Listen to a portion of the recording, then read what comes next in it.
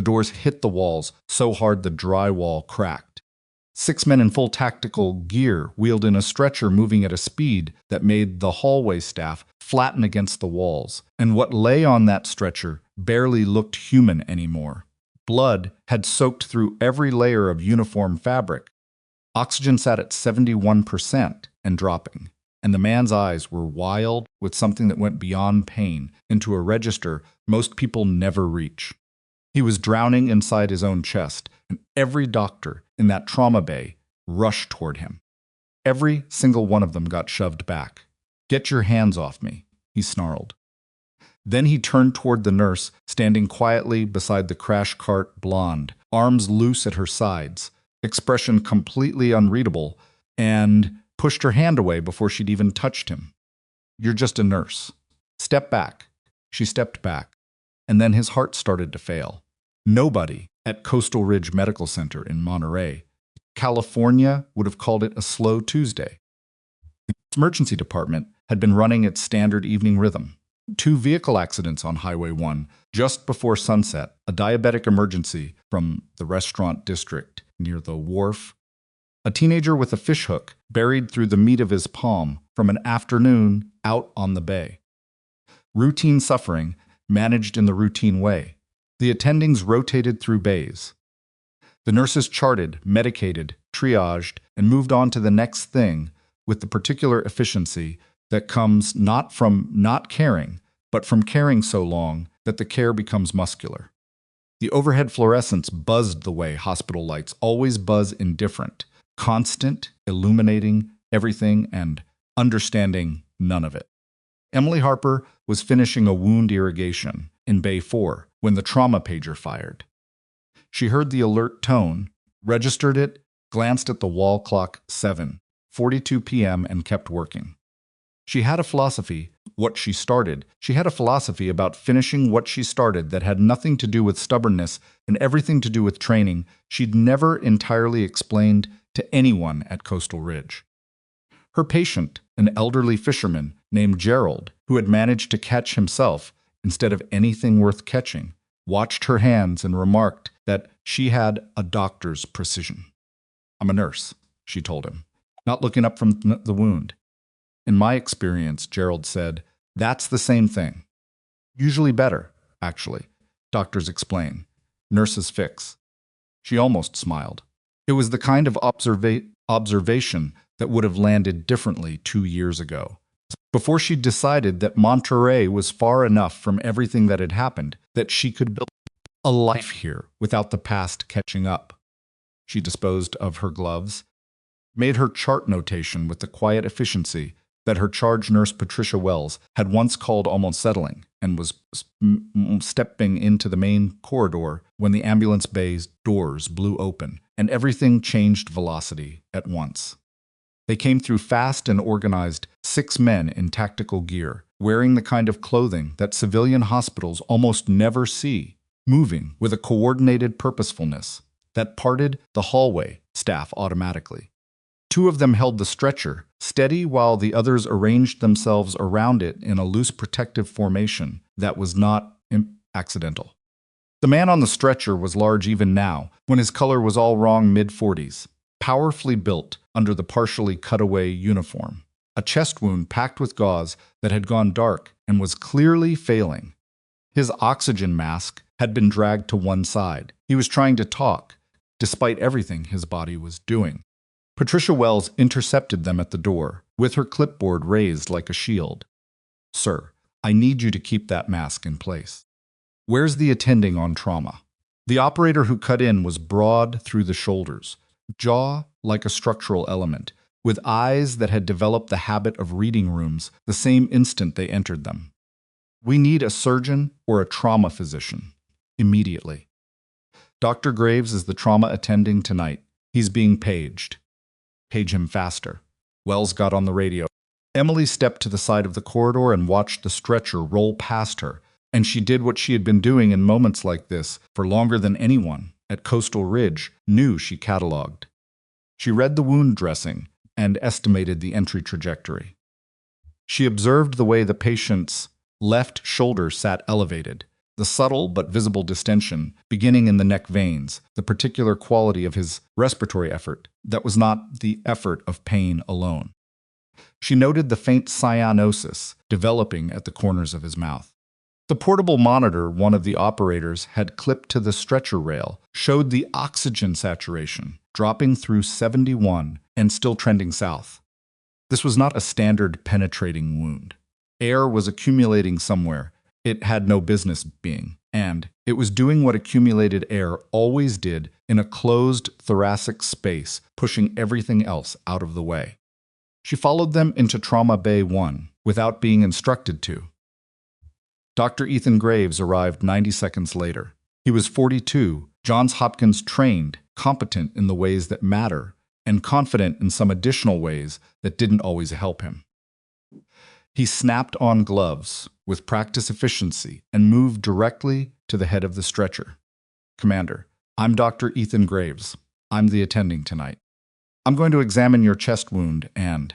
The man on the stretcher grabbed his wrist. The grip was remarkable. Not the strength of a man running on adrenaline, but the deliberate, controlled grip of someone who had spent a significant portion of their life applying precise force to precise situations. Graves actually stepped back slightly, which was not a thing that typically happened to Ethan Graves. "Tell me your background," the patient said. His voice was strained but controlled. His breathing was the kind of shallow, deliberate breath that people use when they know something is seriously wrong internally, and they are managing it consciously. "Training. Where you did your trauma rotation. What you've worked." Graves blinked. He had never in his career been interrogated by a patient who was actively dying. "University of Maryland Shock Trauma. I've been attending here for surgical experience? Fieldwork? I'm a board-certified emergency medicine physician. I mean, have you worked a chest wound outside a hospital?" The man released Graves' wrist. "Under real conditions. With all due respect," Graves said, and there was an edge in the phrase that Emily recognized the particular edge that appeared in Graves' voice. Whenever he felt his authority questioned, which was his least attractive quality, every qualified person in this room is capable of. "I want someone with combat surgical background."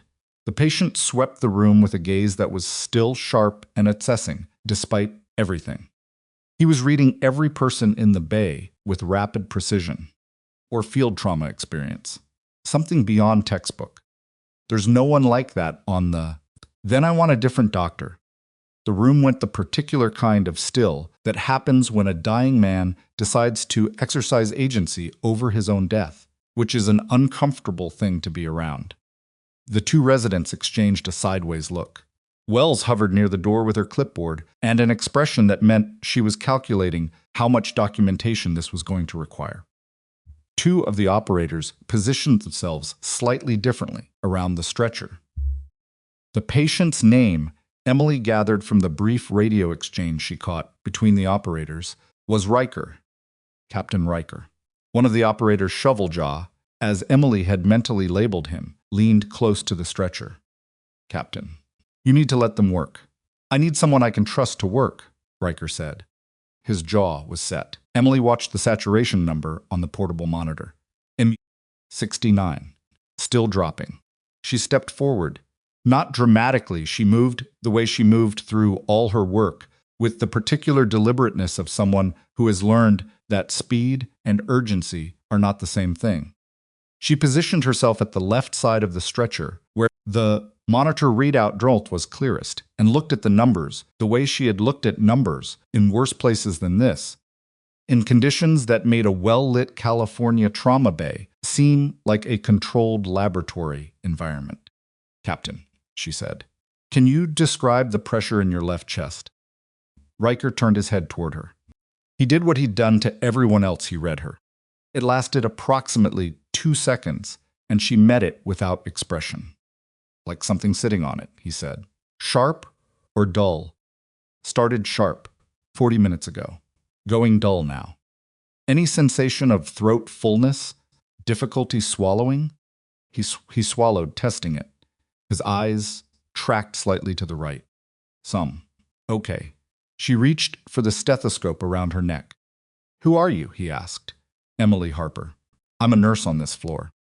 Something closed behind his eyes.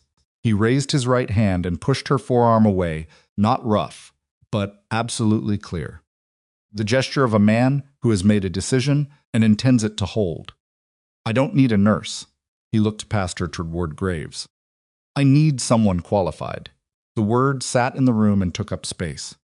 Emily looked at him for exactly one moment, the kind of moment that does not show on the outside but contains a great deal on the inside, and then she stepped back. She stood against the wall. She crossed her arms loosely. She watched. Graves moved back in, reasserting, issuing orders in the rapid sequence that was his preferred management style: IV access bilateral, cross-match type and screen, portable chest X-ray stat, push 1 liter saline, get the surgical resident on the phone. The resident scrambled. Wells coordinated. The operators held their perimeter positions with the stillness of people trained to wait, without losing attention. Emily counted the seconds and watched the numbers. 67%. The neck vein distension was progressing. The tracheal deviation, subtle but real, visible if you knew exactly what you were looking for and had seen it before, in conditions with no imaging equipment, and no time was worsening. The blood pressure on the main monitor had slid to 86/54. The portable chest X-ray unit was wheeled in. Positioning, calibration, the image itself 4 minutes total. Emily counted every one of them. She watched Riker's respiratory effort increase incrementally over those 4 minutes. She watched the cyanosis at his lips deepen. She watched his blood pressure drop twice more on the monitor, 81/50, then 76/48. The X-ray image populated on the bedside screen. Graves studied it. Possible hemithorax. Could be tension. Hard to say from this angle. "Let's get a chest tube set up." "And it's a tension pneumothorax," Emily said from the wall. Her voice was quiet. It was not a suggestion. Graves turned to look at her with an expression that was partly affront and partly something more uncertain. "Harper." His breath sounds on the left are absent. Not diminished, absent. Neck veins are distending, without significant visible external hemorrhage. His trachea is deviating to the right, and the deviation has progressed in the last 4 minutes. She kept her gaze level and her voice even. The blood pressure is falling in a pattern that's consistent with obstructive shock, not hemorrhagic. "A chest tube will take too long and won't address the immediate problem." She paused. "He needs needle decompression now. Not in 3 minutes now." The room was very quiet. Riker's monitor issued a single sustained alarm tone as the saturation dropped through 60. Graves looked at the number. He looked at the X-ray. He looked at Riker's neck, and his expression shifted the recalibration of a genuinely capable physician who is recognizing that something true has been said, even from a direction he didn't expect it from. He turned to the nearest resident. 14-gauge angiocath. "Now." "I'll do it," Emily said. She was already moving to the supply cart, gloved in seconds, needle in hand. She positioned herself at Riker's left side, located the second intercostal space at the midclavicular line with 2 fingers, confirmed the landmark, adjusted the angle 3 degrees from standard to account for the chest musculature she could see, and looked at Riker. He was watching her with those still assessing eyes. "Pressure," she said. "Don't move." She inserted the needle. The sound that came out was immediate, a rush of air, audible across the entire bay, the unmistakable release of pressure from a space where it had been building toward catastrophic failure. Nobody in the room who heard it would forget it. It was the sound of a chest cavity giving up its hostage. The saturation number on the monitor stopped falling. 62, 65, 69. Riker took a full breath. His entire body shifted with it, the involuntary relief of lungs that had been fighting against compression for the better part of an hour suddenly having room to function. He made a sound that was not quite a gasp and not quite a groan. 74, 79, 83. The blood pressure alarm went silent. 90/58, then 96/62. Nobody spoke for several seconds. Emily withdrew the needle with controlled precision, disposed it, removed her gloves, and stepped back from the stretcher. "He'll need a formal chest tube once he's hemodynamically stable," she said to Graves in the same tone she would use to hand off a chart. "The tension is resolved, but the underlying wound still needs drainage. Low left lobe involvement looks likely from the entry angle imaging will confirm. Monitor the drainage rate carefully for any secondary drop." She glanced at the monitor one more time, verified the trajectory. "Your call on timing." Graves nodded. Once, slow, the nod of a man integrating new information about the room he was standing in. "Right. Prepare for CT when he's stable." The residents began moving again. The organized noise of a trauma bay resuming its work filled the air. In the corner of the room, two of the operators stood very still and watched Emily Harper walk to the door. She was at the scrub sink outside Bay 1, hands under cold water, when she heard him stop behind her. Shoveljaw. She'd registered his approach by sound alone, the particular cadence of his boot steps, and she did not turn around immediately. She kept her hands under the water and waited. "You going to say something?" she asked. He didn't answer right away. She turned off the tap, reached for a paper towel, and turned to face him. He was looking at her left forearm. Her sleeve had ridden up during the decompression. She hadn't noticed in the moment there hadn't been room to notice anything except the needle angle and Riker's eyes, and the sound she was listening for. She noticed now. The fabric had pulled back to just below the elbow, exposing the ink that she had spent 2 years, making sure stayed covered at work, not out of shame, but out of the particular survival instinct of someone who has learned that the past is better kept below the cuffline. The tattoo was old enough to have that worn quality that good ink develops over years, not blurred, but settled, like something that had been through weather and work and time. A trident, rendered in the spare, undecorated style of someone who got it done in a place where the aesthetics were secondary to the meaning. And above it, smaller, a unit insignia that had no public registry and no civilian context, and would mean nothing to anyone who hadn't spent time in cleared spaces. Shoveljaw's face had changed. Emily pulled her sleeve down. He closed his mouth, which had begun to open. He stood with his arms at his sides, and the expression of a man who has just had a significant number of assumptions revised simultaneously, and who is processing the revision with the controlled interior speed of someone trained for exactly that kind of rapid recalculation. "Don't," Emily said. He nodded once, a precise nod. She looked at him evenly. "Captain Riker needs a surgical consult arranged for the chest tube. Make sure whoever runs point on his overnight care understands the drainage monitoring protocol. If the rate changes significantly in either direction, it warrants immediate imaging. The lower left lobe contusion is going to need watching." She paused. "If he's running a fever by midnight, that wound needs to be reopened and inspected. Field packing isn't always clean." The operator stared at her. "That's all," she said, and walked back toward the nursing station. The 2 hours that followed had the texture of controlled aftermath, the grinding, procedural work of stabilization that looks unremarkable from the outside and contains, within it, dozens of small critical decisions made by people who don't get recognized for making them.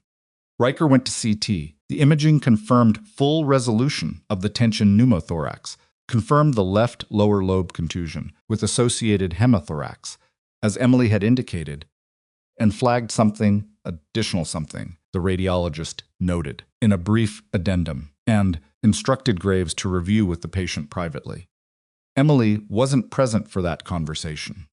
She was at the nursing station entering documentation when Wells appeared at her elbow with the look of someone who has just witnessed a rearrangement of the social architecture and is not entirely sure what the new structure looks like. "Graves wants you," Wells said.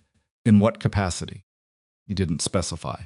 But he used your first name, which he almost never does with nursing staff. So she left the observation there. Emily saved her entry and found Graves in the small consultation room off the main corridor, the room he used when he wanted walls between himself and the residents. He was standing, arms crossed, doing the thing he did when he was reworking his internal model of a situation. "You were right about the tension, pneumo," he said without preamble. The presentation was classical. "I know what the presentation was," he said, not unkindly, but with an edge that was honest about its own defensiveness. "I also know that what you did at that bedside wasn't nursing school procedure. The landmark identification, the angle adjustment, the speed that was drilled technique, the kind that doesn't come from a hospital setting." He studied her. "Where did you train, Emily? And I mean before here." She held his gaze. "You know I can't answer that. Can't or won't. Either way, the answer doesn't change." He was quiet for a moment. Then he exhaled through his nose and uncrossed his arms, the physical equivalent of accepting a situation he couldn't alter. "Captain Riker is post-CT, alert, pressure holding at 104/66. He's declining the surgical consult until he speaks with you." He paused. "Whatever that means." "Which bay?" "Still, Bay 1. "Harper." He stopped her. "Whatever is happening with that patient, and I have a strong sense that it is more than a gunshot wound, I need this department to remain a hospital, not whatever else it might be tempted to become." Emily looked at him steadily. "I'm a nurse. That's what I'll be in that room." She walked out.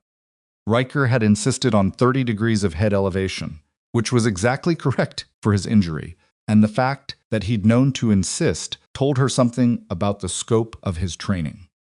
He had an IV running in his right arm. His color had improved significantly. The grayish cast of circulatory collapse had receded and left behind something that looked more like simple exhaustion, which was a dramatic upgrade. The monitor showed stable numbers with the quiet reliability of numbers that intend to stay stable. The gray-haired operator was still in the room. Older than the others, with the specific bearing of someone who has spent so long making high-consequence decisions that it has become structural, built into how he holds his shoulders, how he stands relative to doors. He and Shoveljaw stood in opposite corners of the bay when Emily entered. Neither spoke. Riker watched her cross the room. Close the door. She closed it. "Sit down. I'll stand." Something moved across his face, not quite amusement, not quite respect, something in the territory between them. "How long have you been at this hospital?" 2 years. "And before that?" "Before that isn't relevant to your care tonight." "It's relevant to why I'm here," he said. He shifted carefully against the elevated mattress, wincing once, and then setting the pain aside, Satin Kumtsit, with the practiced efficiency of someone who has had significant experience deciding which discomforts to acknowledge and which to table. "I've been looking for you for 8 months. Emily's hands, loose at her sides, did not move. "That's a strange statement to make to a stranger." "I don't have time for the preamble," Riker said. "And based on what I just watched you do in that trauma bay, neither do you." He glanced at the 2 operators, who moved to the room's edges, without verbal instruction, the fluid repositioning of people operating on long-established shorthand. Riker Strait, November, 4 years ago. The room was very quiet. 2 years of building something careful and small and sustainable on the California coast. Morning shifts, routine suffering, evening drives along the water where the fog came in off the bay and made everything look clean and temporary. All of that was still technically present, but it had just moved to a very different distance. "You were the surgical specialist on the forward team," Riker said. His voice had lost the combative edge entirely. What remained was something much worse: directness. The flat, exhausted directness of someone delivering a situation report they would rather not have to deliver. "You, Calloway and Reyes, the others." He paused. "You were there when the extraction went wrong and the support line went dark. I can't discuss classified operations." Her voice was completely even. It cost her a significant amount to keep it that way. "I'm not asking you to discuss them. I know what happened." He looked at her steadily. What I'm telling you is that I had mission overview access. I saw the original after-action report before it went through the revision process. Before Calloway's name was removed. Before yours was. His jaw tightened. Before the 3 who died were written out of the record entirely, and their families were handed a story about a training accident. The fluorescent light overhead made its small, indifferent noise. Emily looked at the point above his left shoulder, a habit she'd developed for exactly these kinds of moments, when the thing being said needed to be heard without the hearing of it being visible. Why are you telling me this? Because the person who shot me tonight wasn't random, Riker said. My unit has been running a quiet internal investigation for 6 months. We found something in the command structure, a sustained leak, or something with more architecture than a leak. Someone with a level of access required to alter official operational records after the fact. Someone who knew we were close to identifying them. He paused. They tried to close the investigation tonight, through me. Emily looked at him directly. The original report, Riker said, the unaltered version, I have reason to believe it was archived in a secondary channel that the people who ran the revision didn't know existed. If that document can be retrieved and authenticated, the operational record gets corrected. Calloway and Reyes and the others go back into the record where they belong. Their families get the truth. He held her gaze. You get your service history restored. I don't need my service history. I know that's not why you'd do it. She was quiet. In approximately 4 hours, Riker said, looking briefly at the gray-haired operator in the corner, who made a small corrective gesture, or possibly less, 2 federal investigators are going to present credentials at this hospital and request access to me.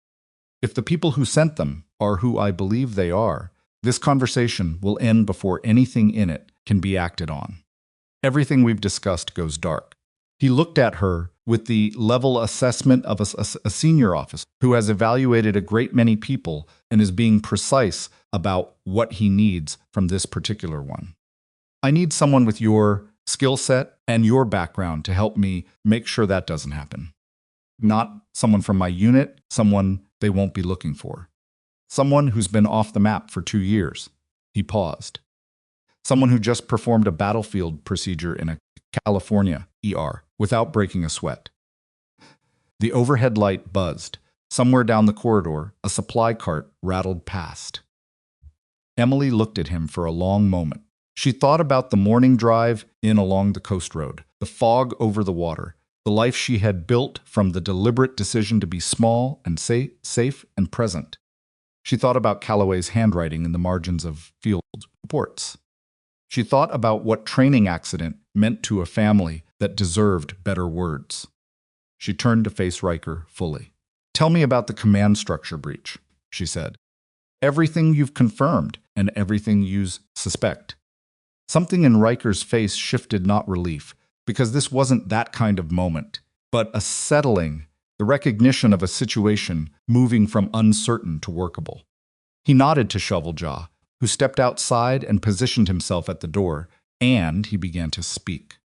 He had been speaking for perhaps 3 minutes, enough time for Emily to begin building a working map of what he knew and what he needed when a sound from the monitor made her turn. Not a cardiac alarm, not a pressure alarm.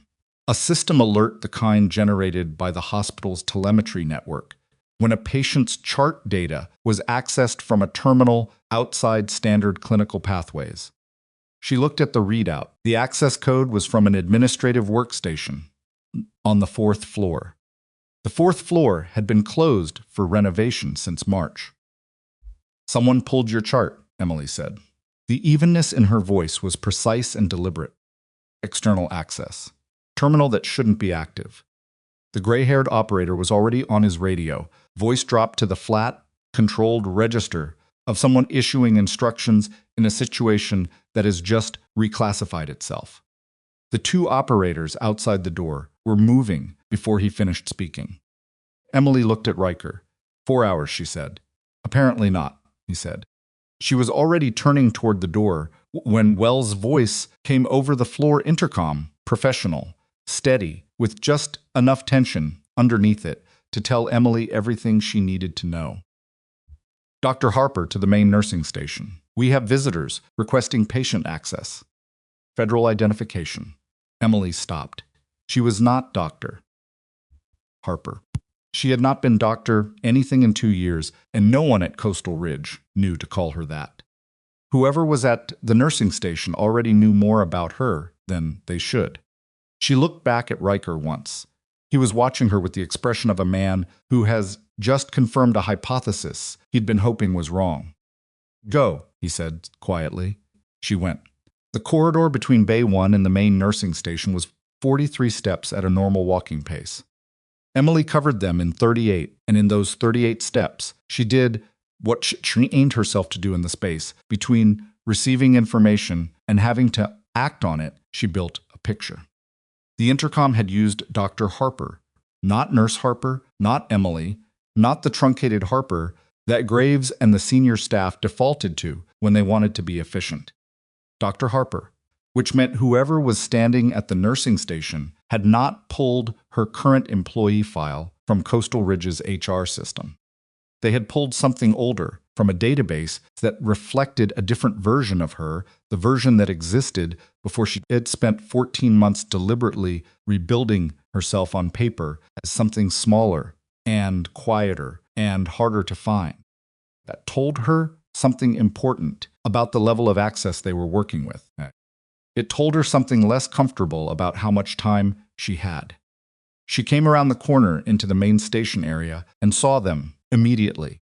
2 men in civilian clothes that wore, like uniforms, the particular fit and bearing of federal agents who've stopped pretending the clothing fools anyone.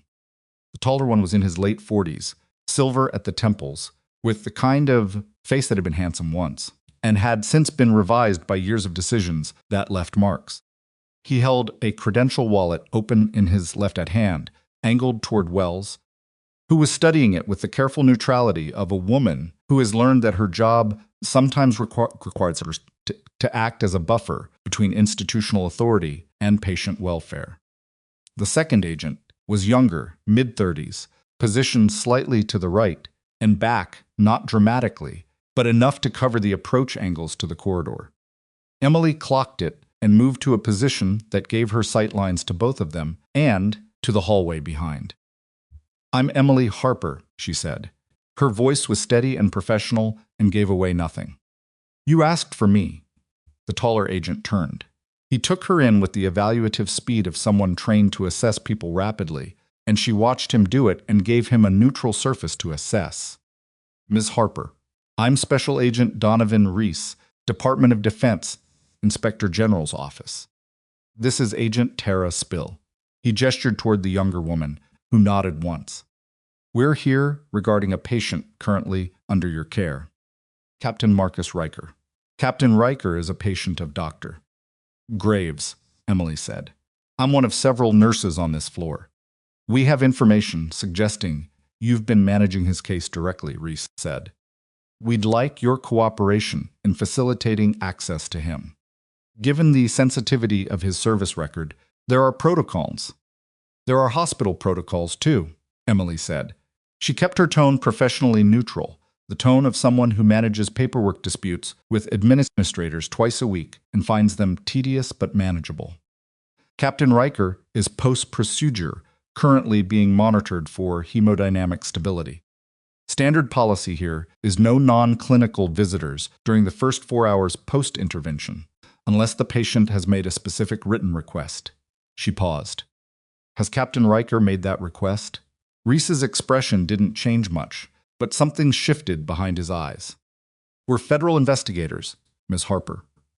The standard visitor policy applies to everyone who isn't the treating physician," Emily said pleasantly, "including federal investigators. If you have a court order or an emergency authorization from hospital administration, I can take that to Dr. Graves for review. Otherwise, I can get you the patient relations form, and we can have this processed through proper channels by morning." Wells was watching from behind the desk with an expression that was carefully blank in the way that meant she was working very hard to stay out of whatever this was. Emily did not look at her. She kept her attention on Reese, who had spent the last 30 seconds recalibrating something. "Ms. Harper," he said, and his voice had dropped slightly, taken on a quieter register that was meant to create the impression of confidentiality and usually worked on people who were uncertain. "This is a matter of national security. The individual in Bay 1 is involved in an active federal investigation.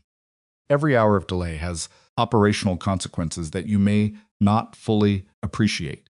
"I appreciate that this is urgent," Emily said. "I also appreciate that my patient is currently recovering from a tension pneumothorax that came close to killing him 90 minutes ago.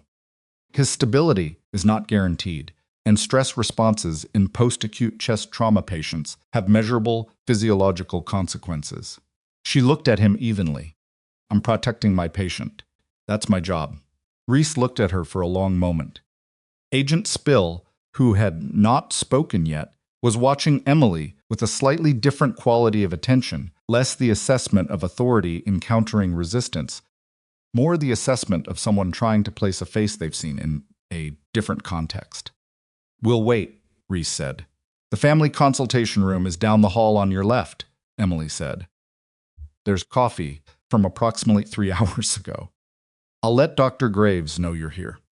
She walked away from them at the same unhurried pace with which she'd arrived, turned the corner into the medication corridor, and as soon as she was out of their direct sight line, she moved faster. She found the gray-haired operator, whose name she'd learned from Riker's brief was Sergeant Major Aldrich Boone, standing at the supply alcove across from Bay, one with his phone pressed to his ear and his free hand pinched at the bridge of his nose, which was not a good sign. Boone was the kind of man whose composure ran very deep, and the nose pinch meant had come through the phone that was requiring active management. He saw her coming and ended the call. "DODIG," she said. "2 agents, Reese and Spill. I've got them in the family room for now, but Reese isn't going to wait long. He's calculating." Boone looked at her for half a second. "How long have you been out?" 2 years. Still got contacts in clean channels?" She thought about one specific name, someone she had deliberately not called in 22 months, because calling them meant acknowledging that the past still had a door, and she knew where it was. "Possibly. Riker needs you to make a call," Boone said. "He can't do it from here. Any communication from his personal device or the hospital network is compromised. We're assuming total monitoring on anything associated with his name or unit." He handed her a folded piece of paper. "This is the contact string. It goes through a relay that's outside the standard command infrastructure. If your contact is who Riker thinks they might be, they'll know how to verify and route it." Emily took the paper. She looked at the string of characters, not a phone number, not an address, something that operated on a different layer. She'd seen the format before, used it before in circumstances she'd spent 2 years trying things to stop thinking about at night. "What's the message?" Riker wrote it out. Boone reached into his jacket and produced a second folded note, smaller. He says you'll know if it's the right contact because they'll respond with a specific phrase. If you get a different response, disconnect and assume the channel is burned. She took the second note without out-opening it. "Where's your equipment?" "Van in the lot. Bay C northwest corner.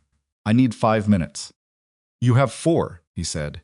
She went out the staff entrance on the ground floor, a door that required a badge she'd had for 2 years and that she had never once used for anything other than getting to her car in bad weather. The parking lot at 10 p.m. had the hollow quality of institutional spaces. After hours, sodium lights, mostly empty rows, the distant sound of the ocean doing what it always did, regardless of what was happening on land. She moved quickly, cutting between parked cars, and found the van in Bay C, where Boone had said it would be dark blue, no markings, with the kind of antenna figuration on the roof that was not factory standard. The door was unlocked. She got in the back.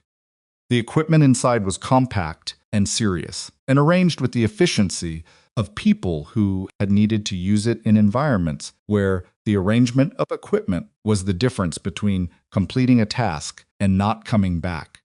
She found the secure relay terminal, powered it on, and while it cycled, she unfolded Riker's note.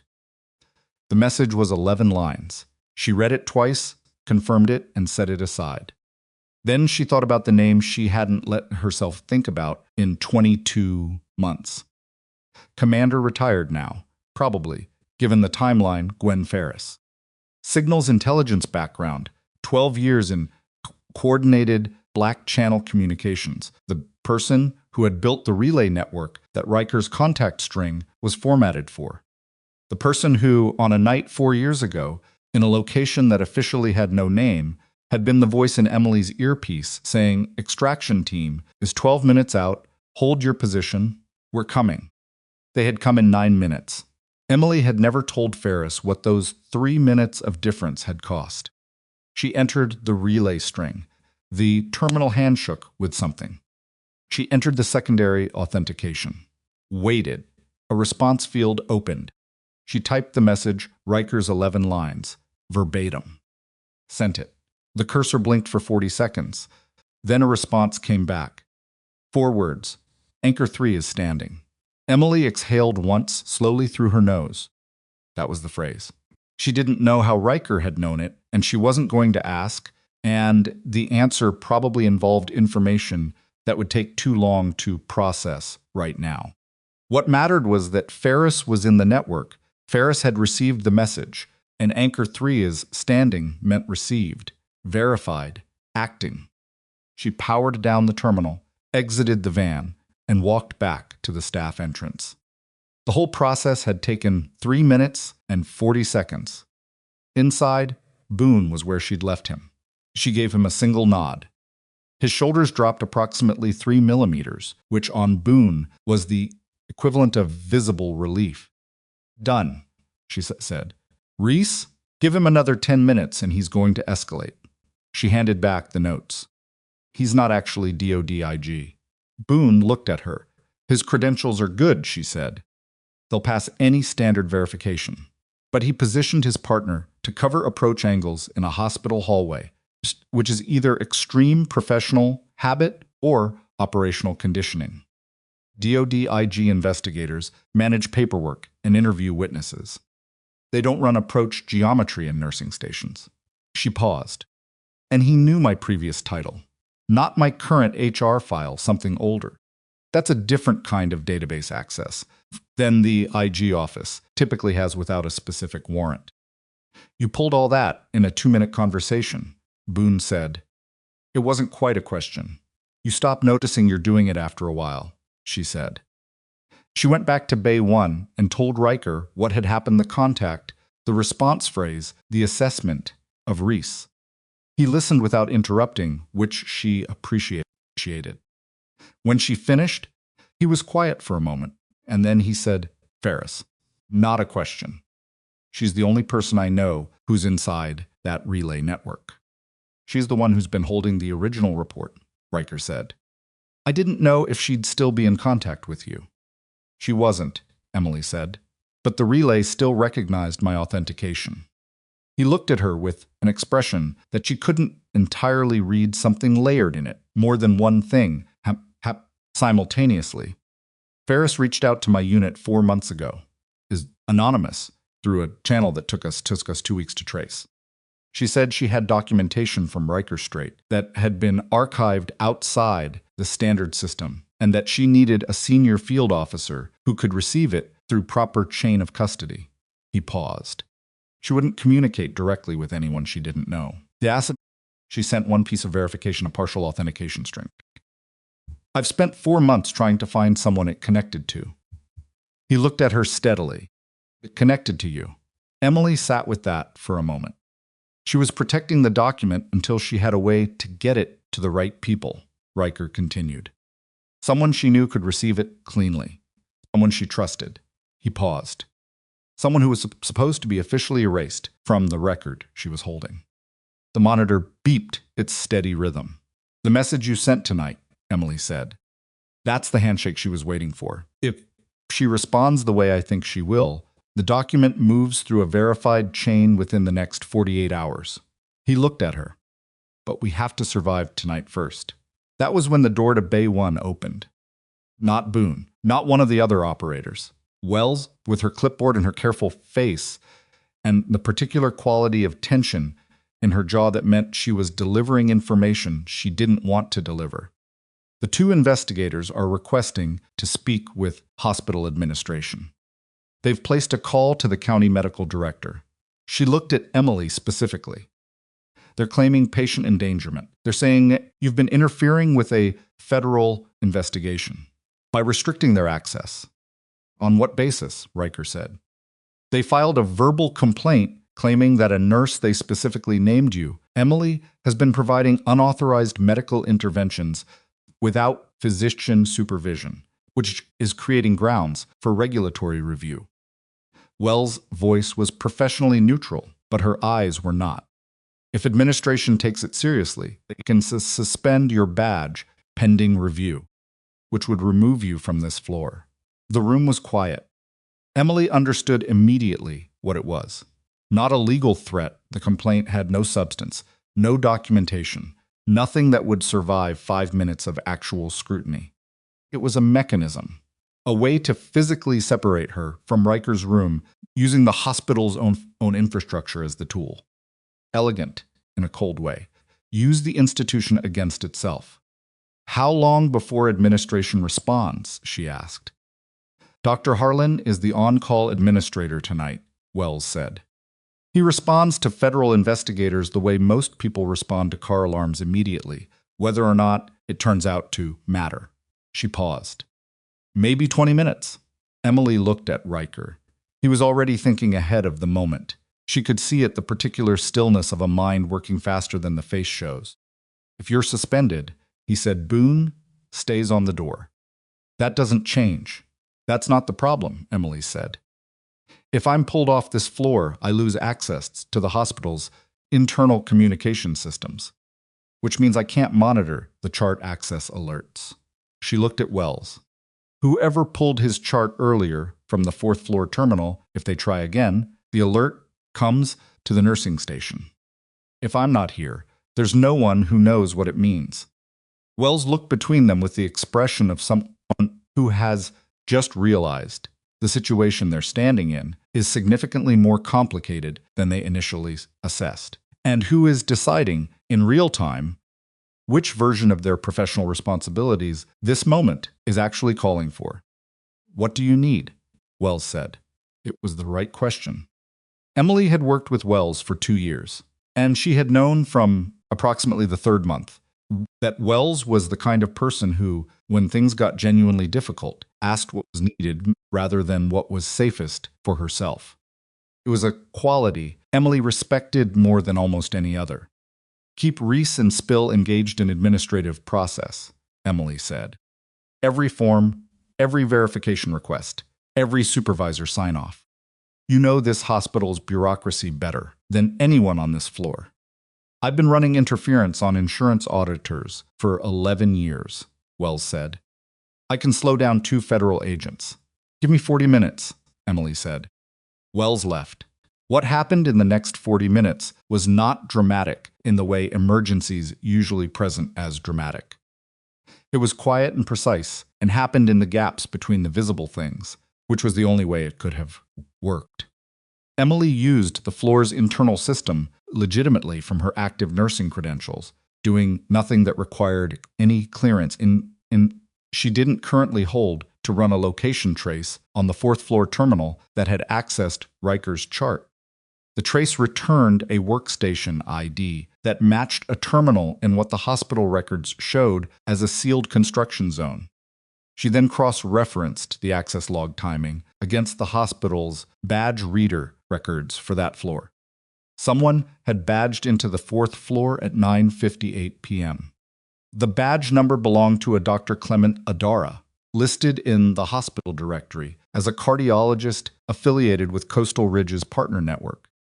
Emily pulled his credentialing file. Active staff, clean record, no irregularities. She then checked when Dr. Adara had last physically appeared in the hospital's badge logs before tonight. 14 months ago, a physician with active staff credentials who hadn't physically entered the building in over a year had just badged into a sealed construction floor and accessed a trauma patient's chart from a decommissioned terminal. She stared at that for a moment. Then she printed the access log 2 copies. Paper, because paper didn't exist in a network, folded them, and put one in her scrub pocket and one inside the cover of the patient chart for Bay 3, which was empty tonight under the tab that said allergies, where no one would look unless they specifically needed to. She went back to Boone. "There's a ghost credential in your hospital," she said, and showed him the log. Boone looked at it. His jaw moved slightly. "They have someone inside." "Had someone inside," Emily said. "The badge is active, but the access was sloppy. They didn't account for the cross-reference between the network log and the physical reader. Whoever used that badge either didn't know the hospital had integrated those systems in the last 18 months, or they were rushed." She paused.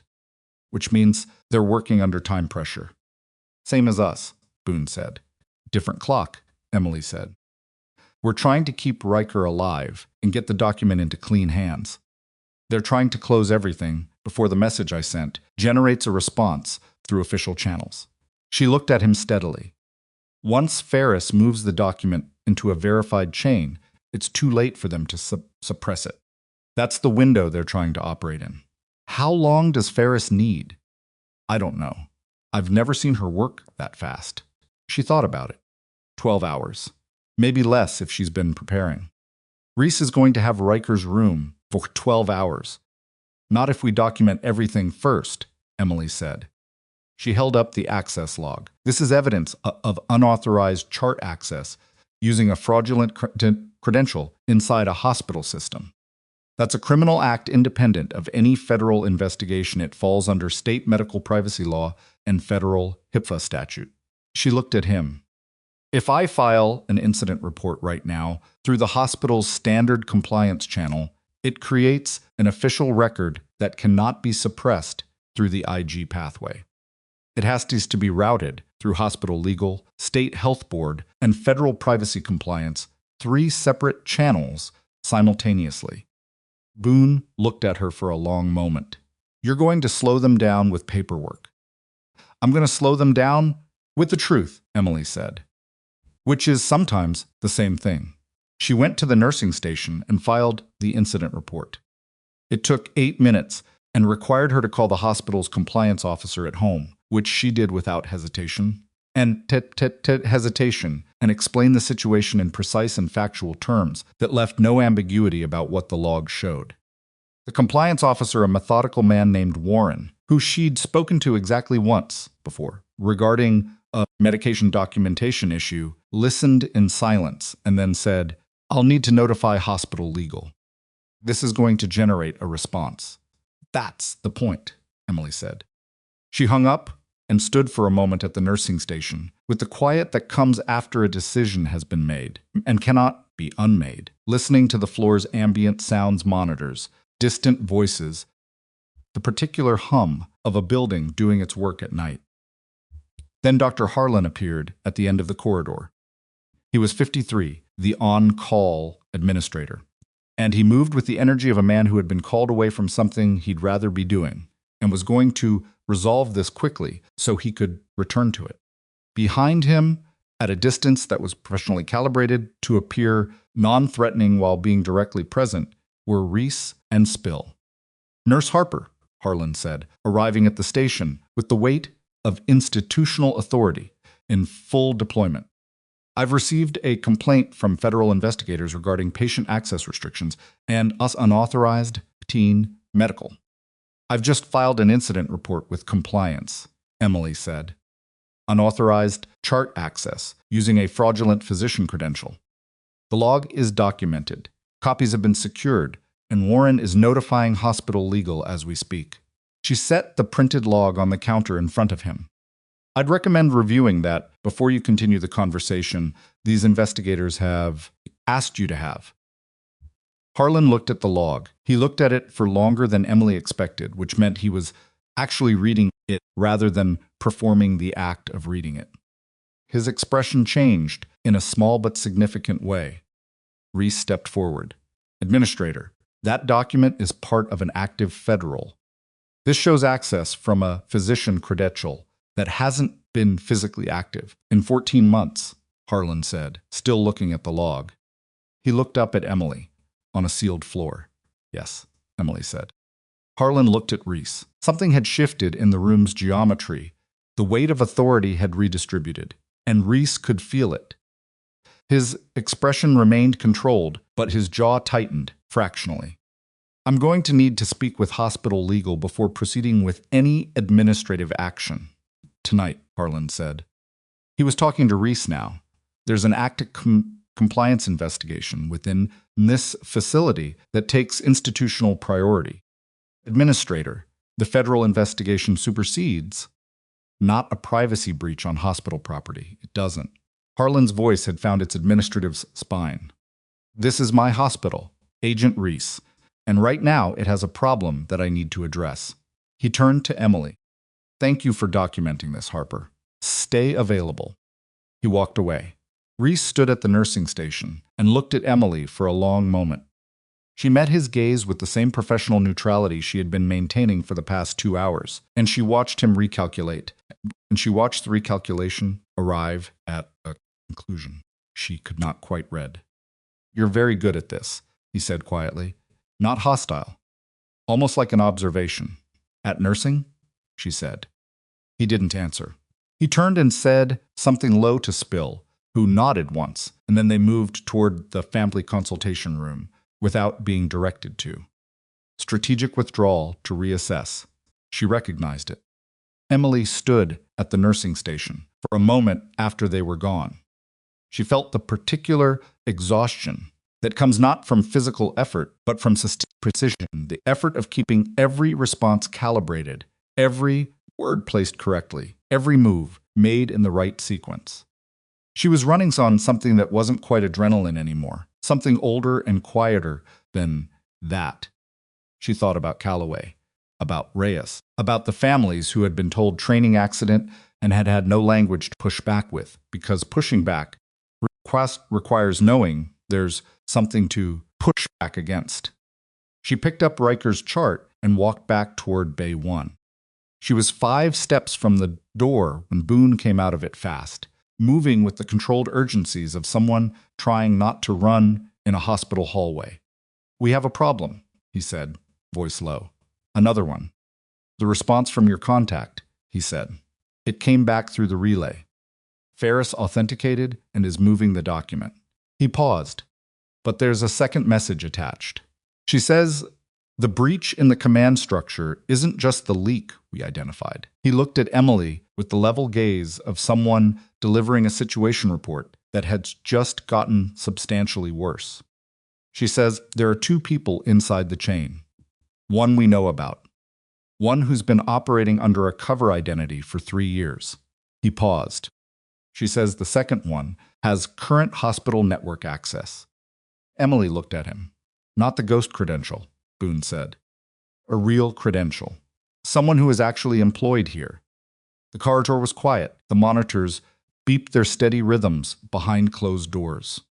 The fluorescent lights buzzed overhead, indifferent as always. Emily thought about the compliance officer she had called at home 20 minutes ago. About the 14 months of dormant badge access.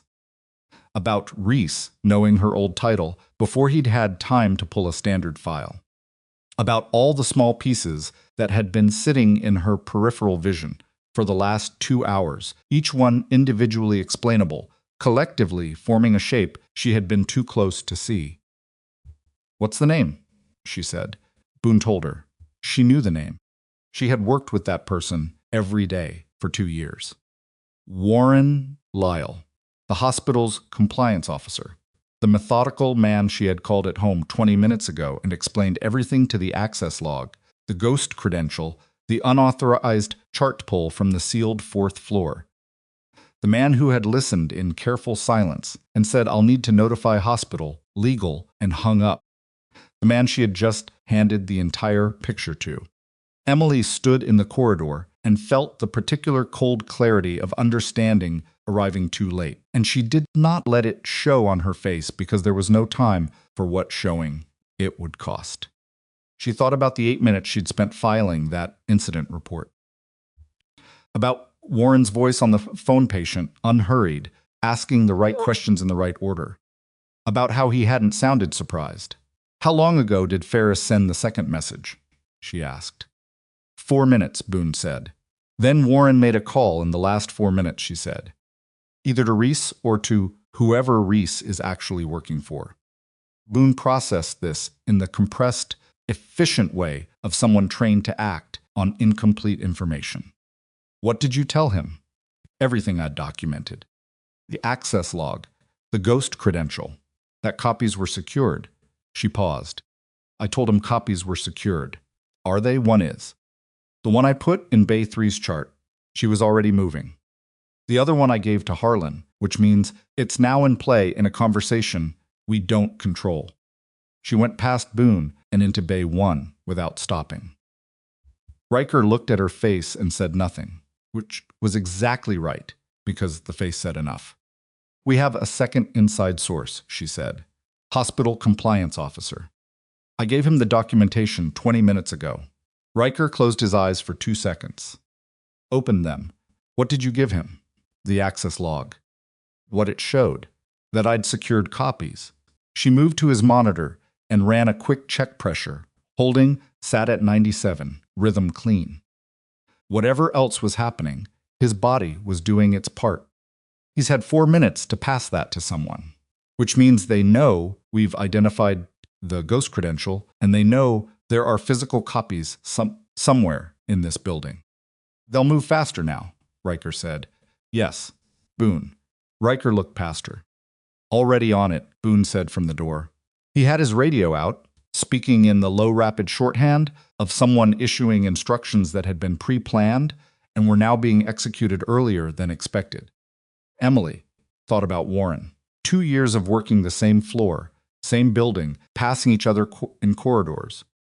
He had once helped her navigate an insurance dispute for a patient who couldn't afford the documentation fees, spending 40 minutes on a Saturday making phone calls he hadn't needed to make. She had thought he was decent. She had thought a lot of things about a lot of people over 2 years. Yeah. And she had been careful about almost all of them. And she had not been careful enough about this one because it had never occurred to her to be. That was the thing about covers. The good ones didn't feel like covers to anyone standing next to them. She pulled her attention off Warren and back to the problem in front of her, which was what you did with feelings that were inconvenient to the immediate situation you filed them for later, and dealt with what was in front of you. The document Ferris is moving, she said to Riker. If Warren passed information to Reese, Reese now knows there's an active document transfer happening. He'll try to intercept it through whatever channel he has access to. Ferris is routing through the relay, Riker said. Reese can't touch it there, unless Warren has relay access. Riker's expression tightened. Does he? I don't know, Emily said. I don't know the scope of his access. I didn't know he existed in this until 4 minutes ago. She moved to the door. I need to get to that terminal again. They'll be watching the parking lot, Boone said. Not the parking lot, she said. The east stairwell exit. It comes out behind the maintenance building. There's a sightline gap from both the main entrance and the ambulance bay. She looked at Boone. 2 minutes, she went. The east stairwell smelled like concrete and old floor cleaner and the particular mustiness of spaces that only see traffic when something is broken. Emily took the stairs at a controlled pace, fast enough to matter. Not so fast. He arrived, winded, and pushed through the ground-level door into the narrow service corridor that ran behind the building's original 1970s infrastructure, which had never been fully integrated into the modern wing and therefore existed in a kind of architectural blind spot that the hospital's security cameras hadn't been updated to cover. She'd noticed this during her first month at Coastal Ridge. Had filed it away without knowing why. Habit, The maintenance building was 40 feet of open ground. She crossed it without stopping, moving through the shadow line cast by the building's exterior lighting, and reached the van in Bay C from the north approach. Inside, she powered up the relay terminal and went directly to the message thread. Ferris had sent 3 additional messages in the last 6 minutes. The first confirmed document transfer had initiated. The second flagged an attempted relay intercept from an external address that had been blocked and logged. The third was 2 words: they know. Emily stared at the third message for a moment. Then she typed, "Compliance breach internal. Assess relay security. Second inside contact may have partial authentication." She sent it and waited. 38 seconds. Ferris responded, "Relay is clean. Intercept attempt used expired key 2 months old. They don't have current access. Transfer continues. ETA verification, 6 hours. 6 hours." Emily typed, "We may not have 6 hours." The response came back faster this time, I know. "Working on it. Hold the room." She powered down, exited the van, and went back the way she'd come. The open ground between the maintenance building and the east exits felt longer than 40 feet on the return. She moved through it, reached the door, badged in, and took the stairs. She was on the second floor landing when she heard the voice below her. Warren's voice. She stopped, pressed against the wall. The stairwell's acoustics were functional sound, traveled up the concrete shaft with reasonable clarity. "Not in the lot." Checked both cameras. A pause, during which the other half of the conversation existed only in inference. "She's in the building somewhere." The document she filed is going to trigger a mandatory legal hold, which means we have maybe 30 minutes before Harlan brings counsel into this and it becomes uncontainable. Another pause. "I understand that. I'm telling you, the window is closing." His voice was lower now, and the patience she'd always associated with him was present, but serving a completely different function than she'd understood. Not temperament, not professionalism. Control. The practiced control of someone maintaining a performance. If Riker transfers the documentation through proper chain before we can establish a basis for federal seizure, it authenticates. Once it authenticates, the supplemental record gets attached, and we can't suppress it retroactively. A final pause, longer than the others. "Then get them up here, both of them. Tell Reese, we need the patient moved on medical transport to federal custody. Use the National Security Health Risk Protocol. It bypasses the hospital administrator." His voice had gone flat and efficient. "We do it in the next 20 minutes, or we don't do it at all." The stairwell door below opened and closed. Emily waited 5 seconds, listening to make sure the corridor below was clear, and then she moved fast up the remaining stairs and back onto the second floor. Her mind was already ahead of her feet, sorting the information into what was actionable and what wasn't. National Security Health Risk Protocol was a real mechanism, rarely used, which allowed federal authorities to transfer a patient from a civilian facility on grounds of security risk to the patient's life. It required 2 things: federal credentials and a physician co-signature, confirming the patient was stable enough for transport. A physician co-signature. She stopped at the nursing station and pulled Riker's chart. Checked the attending signature on tonight's interventions. Graves had co-signed the post-CT assessment. Graves, who was currently somewhere in this building, who had no idea what was happening in the administrative layer above the clinical one, who would be approached in the next 20 minutes by people presenting federal credentials and a standard-looking form and a plausible reason. She found Graves in the resident workroom, standing at a computer terminal, writing up a consult note with the focused efficiency he brought to documentation. He looked up when she came in, registered her expression, and the pen in his hand went still.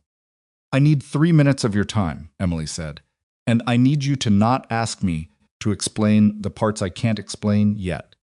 He looked at her for a long moment. "That's a strange request." "I know."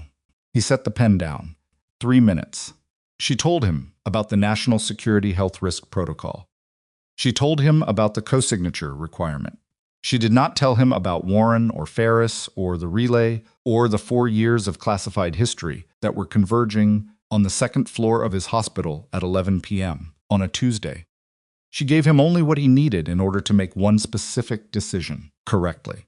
Someone is going to approach you in the next 20 minutes and ask you to co-sign a federal transport order for Captain Riker, she said. They will have legitimate-looking credentials and a reasonable-sounding medical justification. The form will be correct. The process will appear standard. She looked at him directly. If you sign it, he will be removed from this facility and placed beyond the reach of the people who are trying to help him. And the 3 people who were erased from an official military record 4 years ago will stay erased. Stay. Graves stared at her. I can't tell you not to cooperate with federal investigators, she said. That's not my call. But I can tell you that what I just said is true, and that you are a good enough physician to know that a patient being moved by ambulance 20 minutes post-decompression before his chest tube procedure is a genuine medical risk, regardless of what any form says about stability. She paused. Clinical judgment is yours. It always has been. He was quiet for a long moment. The thing you did in that trauma bay, he said slowly. The needle decompression. Yes. I've been doing this for 16 years, he said. I've seen combat surgeons consult here twice. The way they move, the way they read a patient, it has a specific quality. He looked at her steadily. You have that quality. She didn't say anything. Who are you, actually? He asked. I'm a nurse at this hospital, she said. Tonight, that's what matters. He picked up his pen. He looked at it. He set it back down. I won't sign a transport order on a patient who underwent thoracic decompression less than 2 hours ago without a full post-procedure workup and a surgical clearance that currently doesn't exist, he said. That's my clinical judgment. Thank you, she said. Don't thank me. His voice was dry. Thank me by making sure whatever is happening in this building tonight doesn't end with my department in front of a review board. He looked at her one more time. And Harper, whatever you were, before this, I hope it's worth the trouble you're in. She left the workroom. The next 40 minutes had the quality of a mechanism in motion, not chaos, but the coordinated pressure of multiple forces operating on the same space from different angles, each one generating friction against the others. Emily felt it in the way you feel weather changing, in the air pressure before the visible signs arrive. She got back to Bay 1 and found Riker's blood pressure had dropped. Not dramatically 94/61, down from 104, but enough to matter, enough to be real rather than monitoring artifact. She checked the drainage output from the temporary decompression site and found it had increased in the last 30 minutes. The lower lobe contusion was bleeding into the pleural space, slowly the way things bleed when they've been jostled by stress responses and movement. You need to stay still, she told him. Your pressure is drifting. I'm aware, he said, which meant he'd been watching the monitor. Of course he had. The chest tube can't wait much longer, she said. If the hemothorax accumulates faster than the drainage rate, we're back in acute territory. Then do it. I'm a nurse, she said. Harper, I will get Graves. That's how it happens. She looked at him. 15 minutes. She found Wells first and told her to prep the chest tube setup in Bay 1 and get Graves into the room. And Wells moved with the efficiency of someone who has been waiting for a task that matches her capabilities. Then Emily went back to the nursing station and pulled up the hospital's internal camera, access a function available to charge nurses for patient safety monitoring, and scanned the ground floor lobby. Reese and Spill were no longer in the family consultation room. She moved through the camera views, found them in the main lobby, speaking with 2 men she hadn't seen before, different build, different clothing, the specific neutral attire of people trying hard not to look like what they were. One of them was carrying a soft-sided case of the kind used to transport medical monitoring equipment for inter-facility transfers. They were already set up for transport. They had been setting up for transport before Warren made his call. This had been the plan from the moment they'd arrived. She thought about what that meant: the speed of the setup, the pre-positioned equipment, the prepared federal transport form that just needed a physician's signature. They hadn't come to investigate. They'd come to extract. Everything Reese had said, every procedural complaint, every credential wave, all of it, had been a pressure strategy, pressure strategy designed to create the access they needed. And the fallback, when access was denied, was the transport protocol. They were going to try to take Riker regardless of Graves' signature. Without a physician psychological co-signature, the protocol had no standing, which meant if they moved forward without it, they were operating outside their legal authority, which meant they'd stopped caring about legal authority. She found Boone at the door to Bay 1. They're in the lobby. 4 of them now. Transport equipment is pre-positioned. She kept her voice at the level. The corridor required low enough that it didn't carry, clear enough that it landed precisely. They're going to move regardless of co-signature. Boone's expression didn't shift, but his body made a small adjustment, the kind you make when you're pre-positioning for a different set of options than you'd been holding. How long? They're missing one thing, Emily said. They need Riker to be physically in a corridor to make the transport look legitimate, which means they need to get him out of that room. And to do that, they need either the physician to cooperate or an incident that clears the clinical staff from the hallway. She looked at Boone steadily. They're going to create an incident. What kind of incident? The kind that clears staff. A fire alarm, a security alert, a code something. She thought about it quickly, cataloging what she knew about the hospital's alert systems and what the corresponding staff responses were. A code red cleared non-essential staff from the floor and directed them to designated safe areas, leaving only essential clinical personnel. A trauma activation pulled most of the nursing staff to the ground-level bay.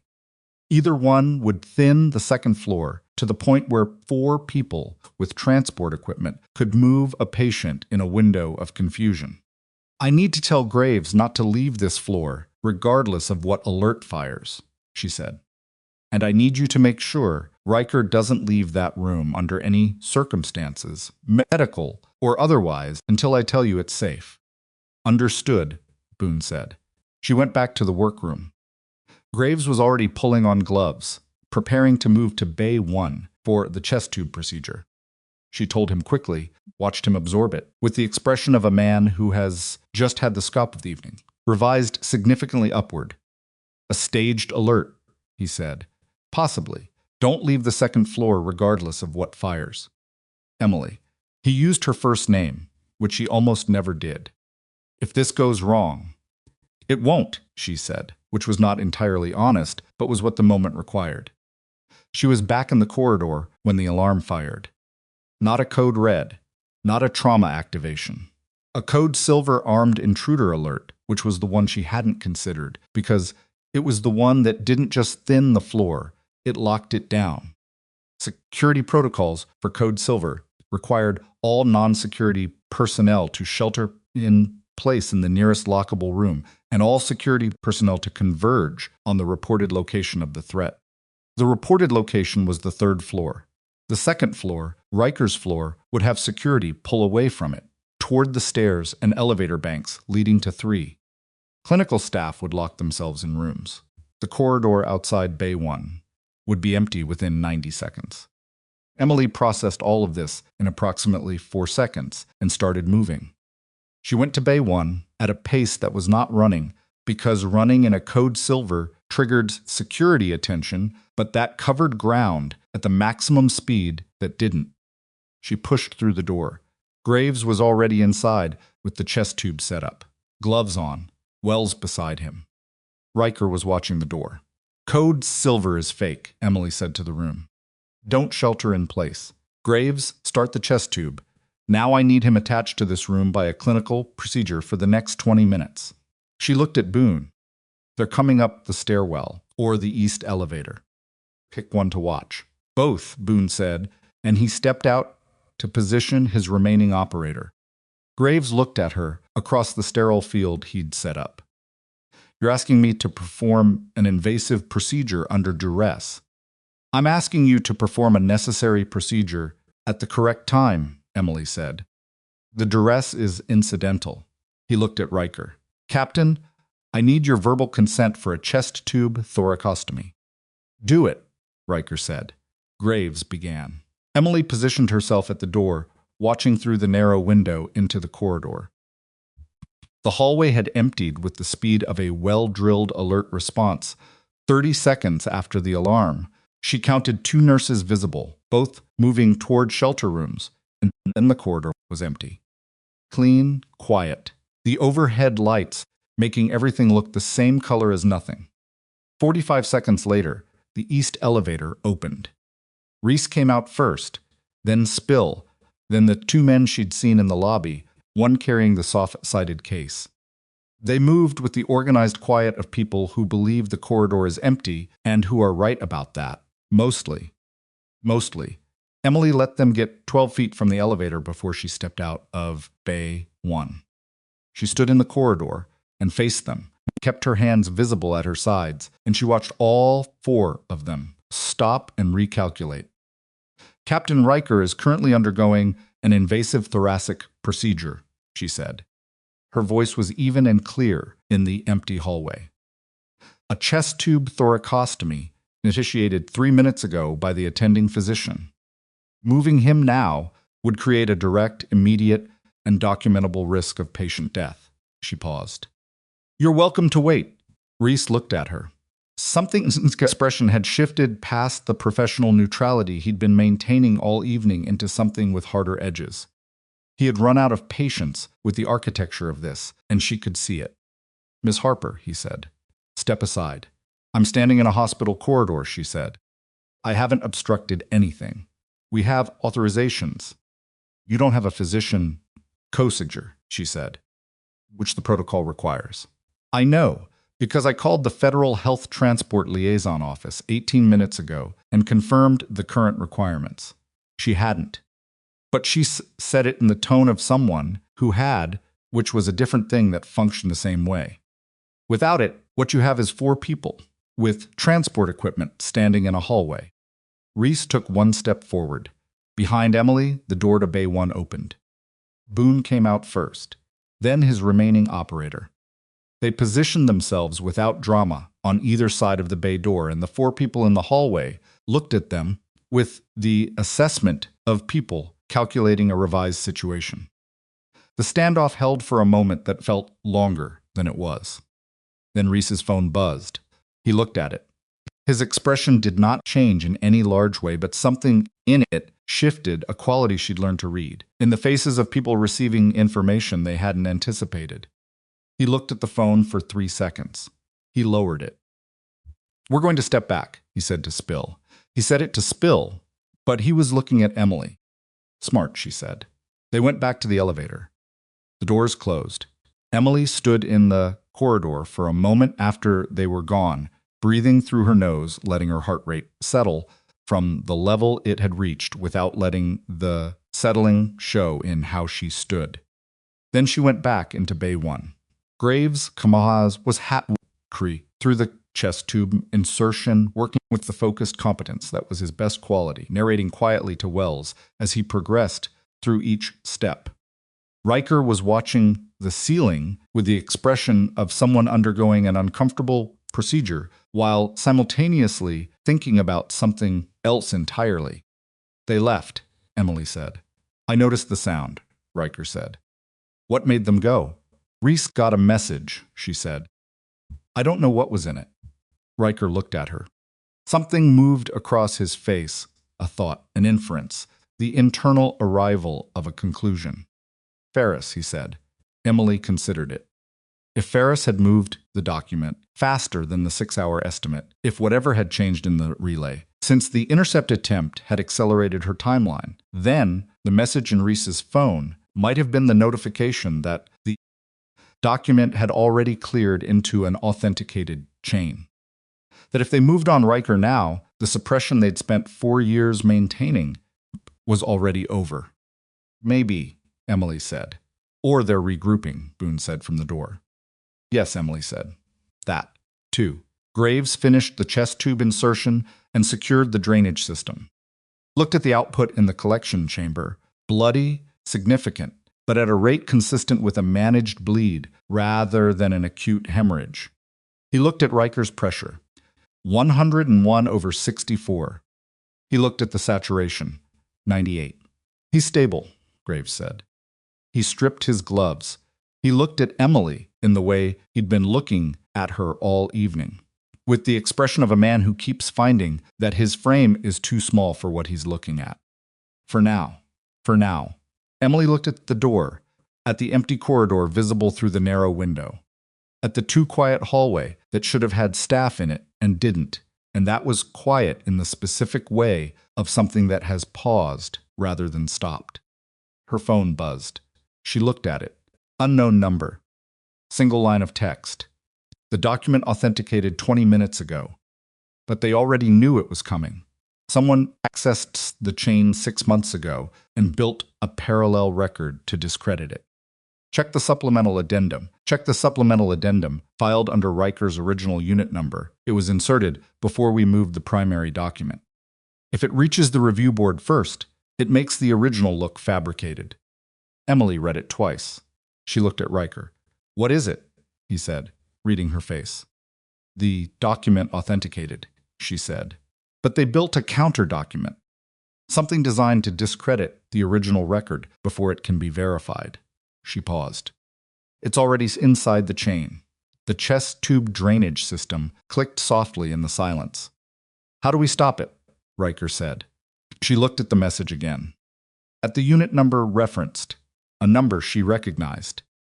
A number that was on a page she had not looked at in 4 years, from a copy of the original mission briefing she had kept not digitally, not in any networked form, folded inside the lining of a jacket she had been unable to throw away, sitting in a box in the back of a closet in her apartment 6 blocks from this hospital. The one piece of the original record that existed outside any network. The one piece they couldn't have touched. She looked up at Boone.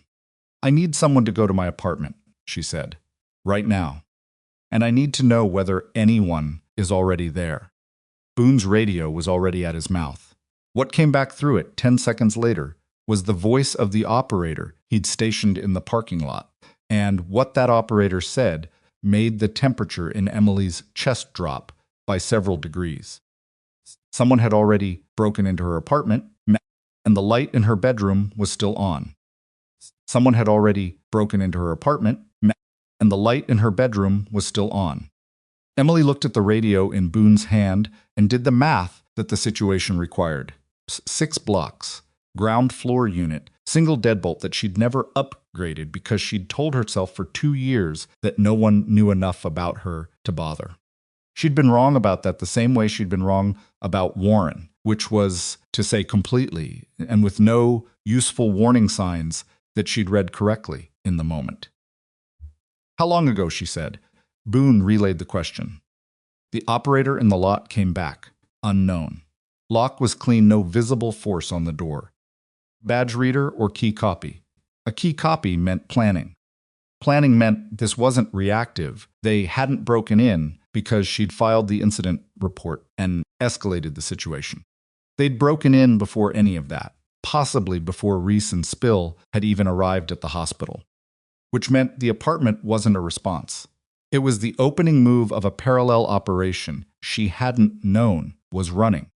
She thought about the jacket, the box, the back of the closet where she'd put things she couldn't look at and couldn't throw away, which was a compromise she'd made with herself. In the first weeks at Coastal Ridge, when the weight of the previous life had still been recent enough to be physically present in the apartment with her. Is there movement inside? She said. Boone asked. A pause. Negative. Light is on, but no visible movement through the window. They've already been and gone, she said. The light is on because they left it on, either accidentally or deliberately. She thought about which one. Deliberate made more sense. Leave the light on. Let her know the apartment had been accessed. Create the uncertainty of not knowing what had been taken. It was a pressure tool, the same playbook as the Code Silver, as alarms, the transport setup, as a compliance officer, acting as a quiet drain on every defensive move she made. They were trying to exhaust her options. "I need to get there," she said. Harper Riker started from the bed. "The document in the jacket lining is the only piece of the original record that exists outside any networked system," she said. "If they have it, Ferris's authenticated transfer gets contested before the review board even convenes. The counter document wins by default because there's nothing physical to corroborate the digital record." She looked at him steadily. "If they don't have it, if they went through the apartment and missed it or ran out of time, then we have a window." "You don't know which it is," Riker said. "No," she said. "That's why I need to go." Boone was already working the problem. "I can have Kessler at the apartment in 4 minutes. He can do a sweep and report back without you leaving the building." "Kessler doesn't know what to look for," Emily says. "The document isn't obvious. It's sewn into the lining of a field jacket that looks like civilian outdoor gear. If they went through the closet in a hurry, they might have looked at it and put it back." She paused. "I need to see the apartment to know what they touched and how they touched it. Someone who worked that space professionally leaves patterns I can read. Kessler can't." Boone looked at her. He wasn't happy about it, but he was practical, which was worth more than happy in the current situation. 3 minutes there, 3 back.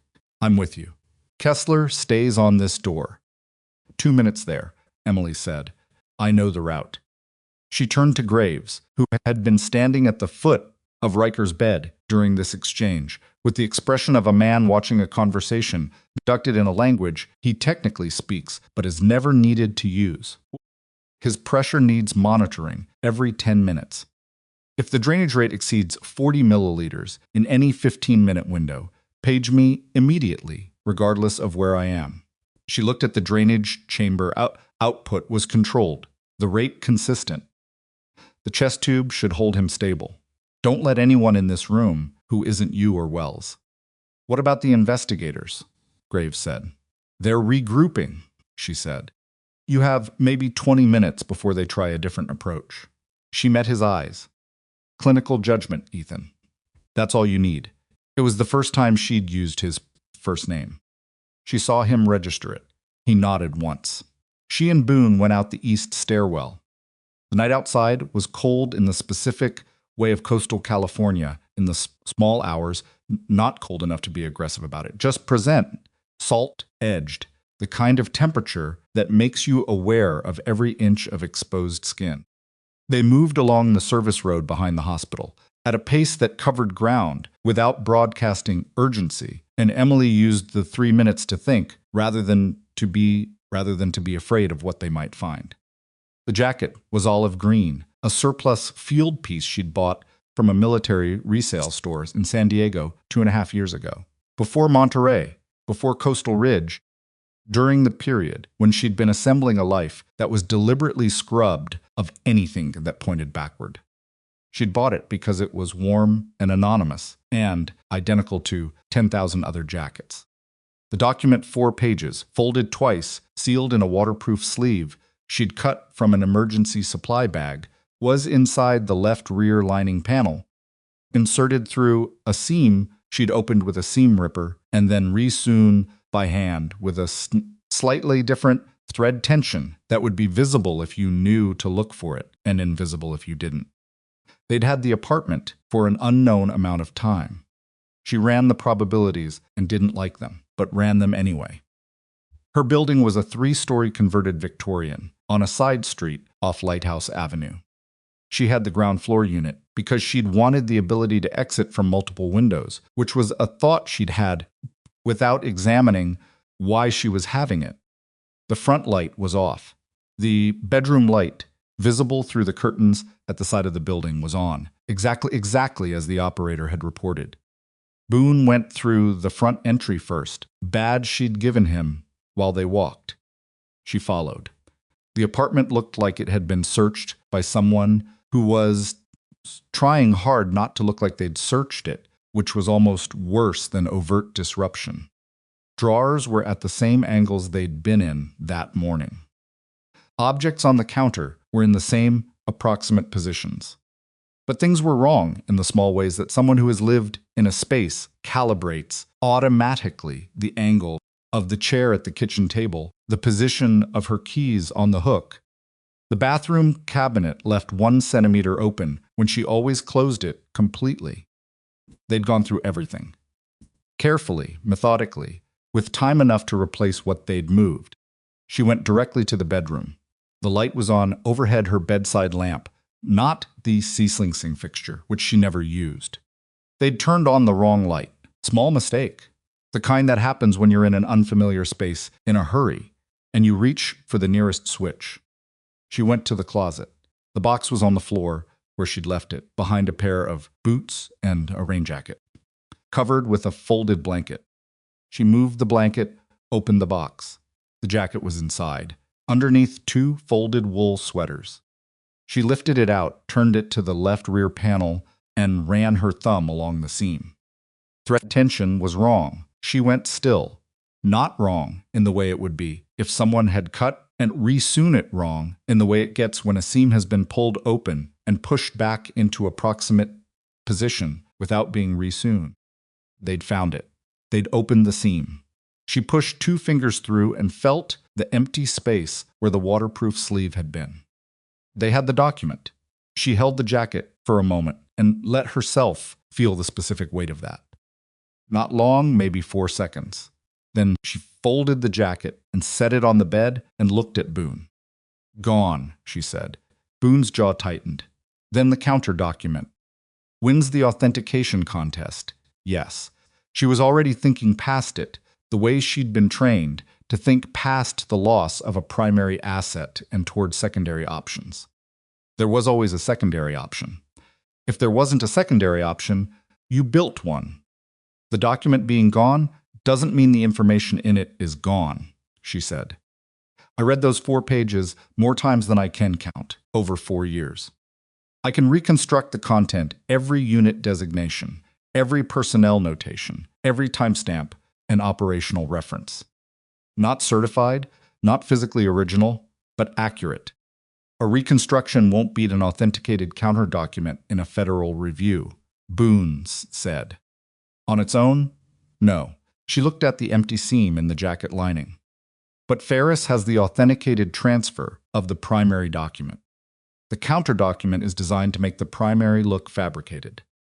If we can prove the counter document was inserted into the chain after the fact, if we can show its authentication timestamp postdates Ferris's transfer, then it doesn't discredit the primary. It discredits itself. Boone looked at her. Can we prove that? Ferris can, Emily said. If she has the relay metadata from the intercept attempt 6 months ago, she has the timestamp of when the counter document accessed the chain.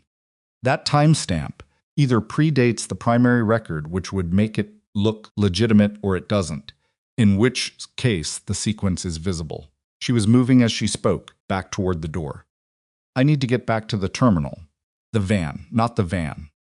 The hospital has a network isolation protocol for cybersecurity incidents. It creates a sandbox channel that runs on independent infrastructure. Warren won't have access to it because it requires a clinical department authorization to activate, and compliance officers can't generate clinical authorizations. She looked at Boone. But I can. They went back the way they'd come. The corridor outside the cybersecurity isolation room on the hospital floor sub-basement level, accessible by 1 elevator and 1 stairwell, was empty at 12:30 a.m. in the way that sub-basement corridors are always empty, which is to say, completely. Emily used her nursing badge to access the elevator, and her department authorization, technically issued, to allow nurses to flag data integrity issues on patient monitoring systems to open the isolation room door. The room had 4 terminals and smelled like recycled air and the particular mustiness of server infrastructure.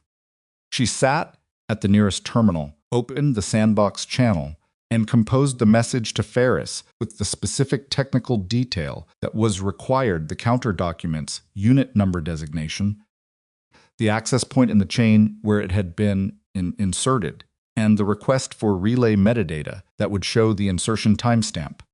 She sent it and watched the cursor. While she waited, she reconstructed. She took a legal pad from the desk drawer and wrote from memory 4 pages of operational detail retrieved from the part of her mind that had stored them the way it stored field procedure sequences and medication dosages in the clean, permanent storage of things that matter too much to misplace. Unit designations, personnel, call signs, and their attached real names, Callaway, Reyes, the 2 others. Timestamps of the extraction sequence, the specific communications failure that had left them exposed for the additional 3 minutes. The medical interventions she'd performed on 2 casualties, while the support line was dark. No, she wrote it in the same terse notation of an after-action report, because that was the format she'd always thought in, and because precision mattered more than narrative in a document that was going to be read by people who understood precision. She was on the 3rd page when the terminal returned a response from Ferris. She read it once. Then she set down the pen. The relay metadata was there. Ferris had it, had been holding it as corroborating evidence since the intercept attempt in the van 6 months ago. The counter document's insertion timestamped was 11:47 p.m. tonight. Ferris's authenticated transfer of the primary document had cleared the chain at 11:29 p.m. The counter document had been inserted 18 minutes after the primary already existed in authenticated form in the chain, which meant it wasn't a counter document in any legitimate sense. It was an attempted override, executed after the fact by someone who didn't know the primary had already cleared.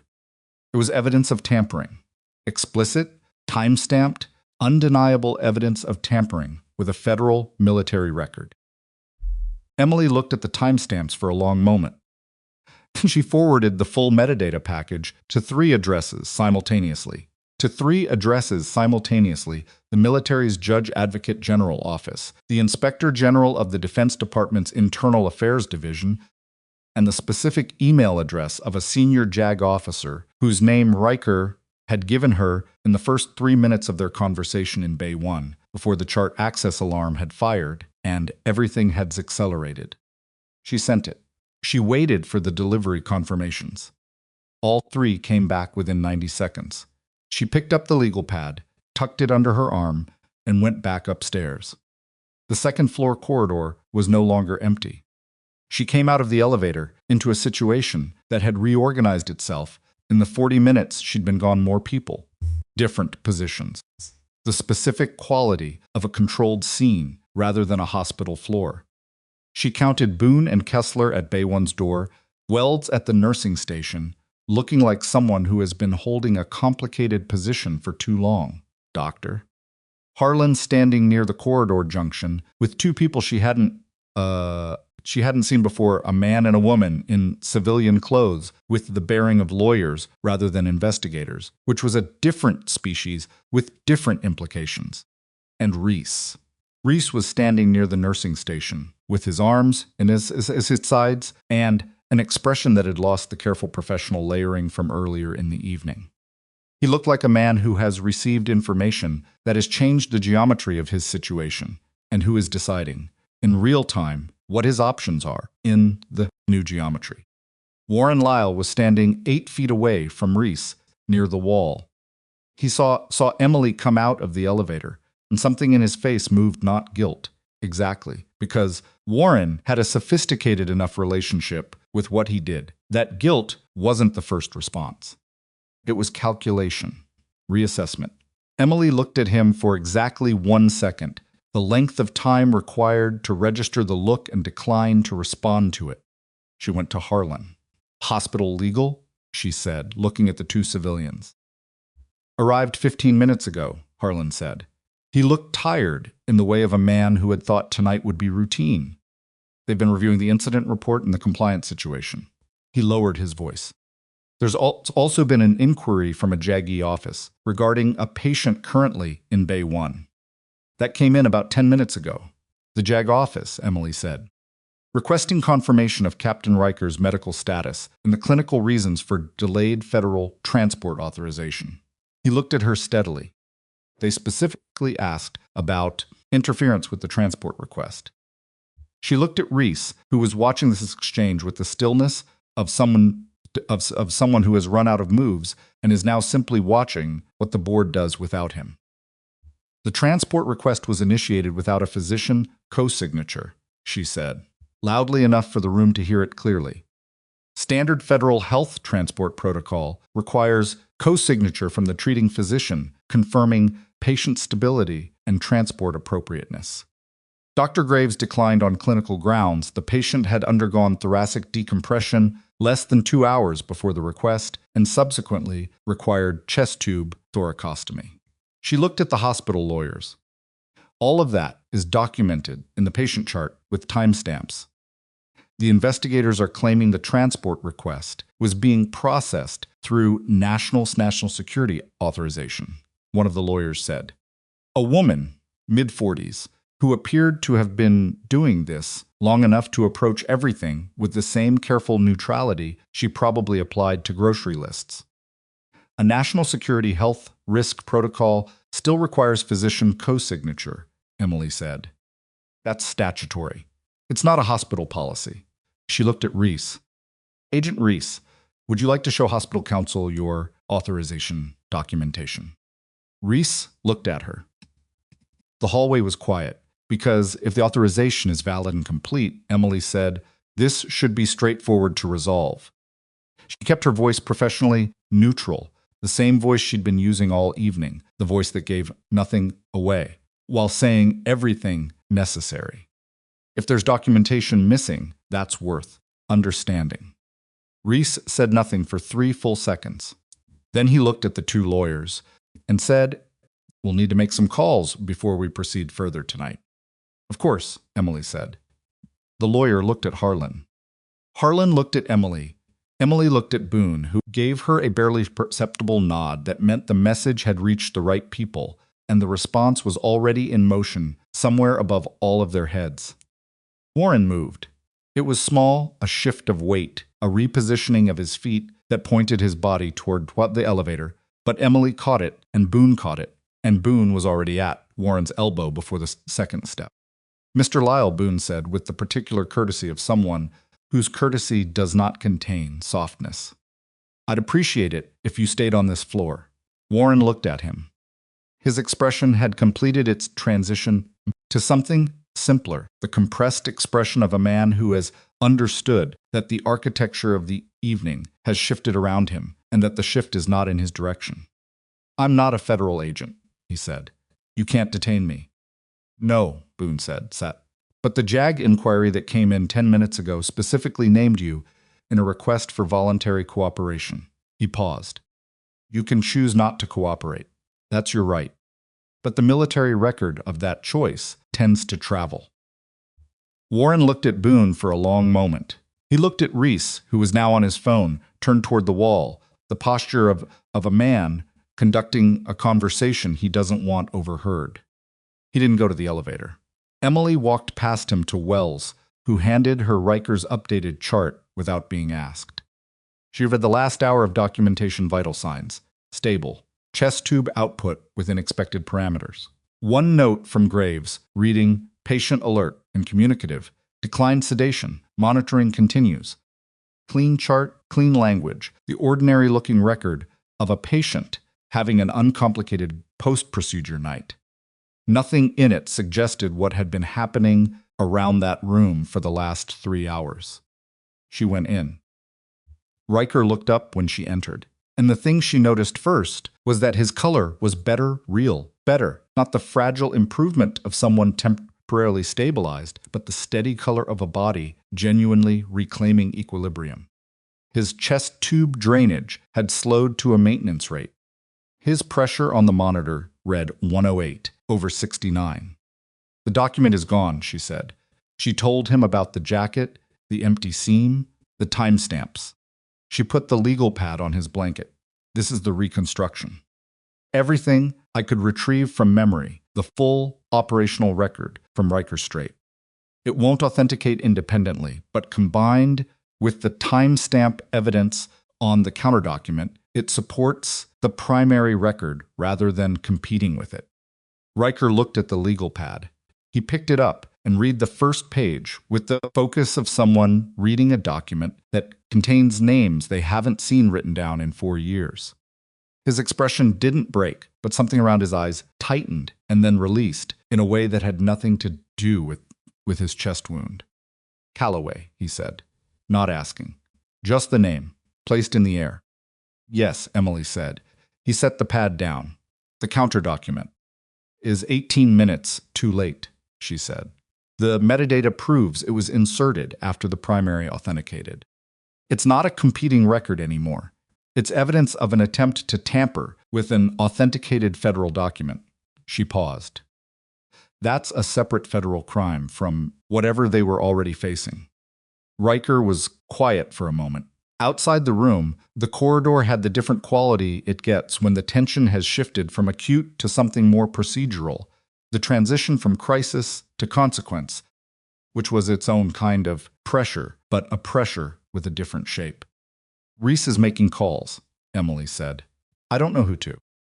Could be someone above him, trying to understand the exposure.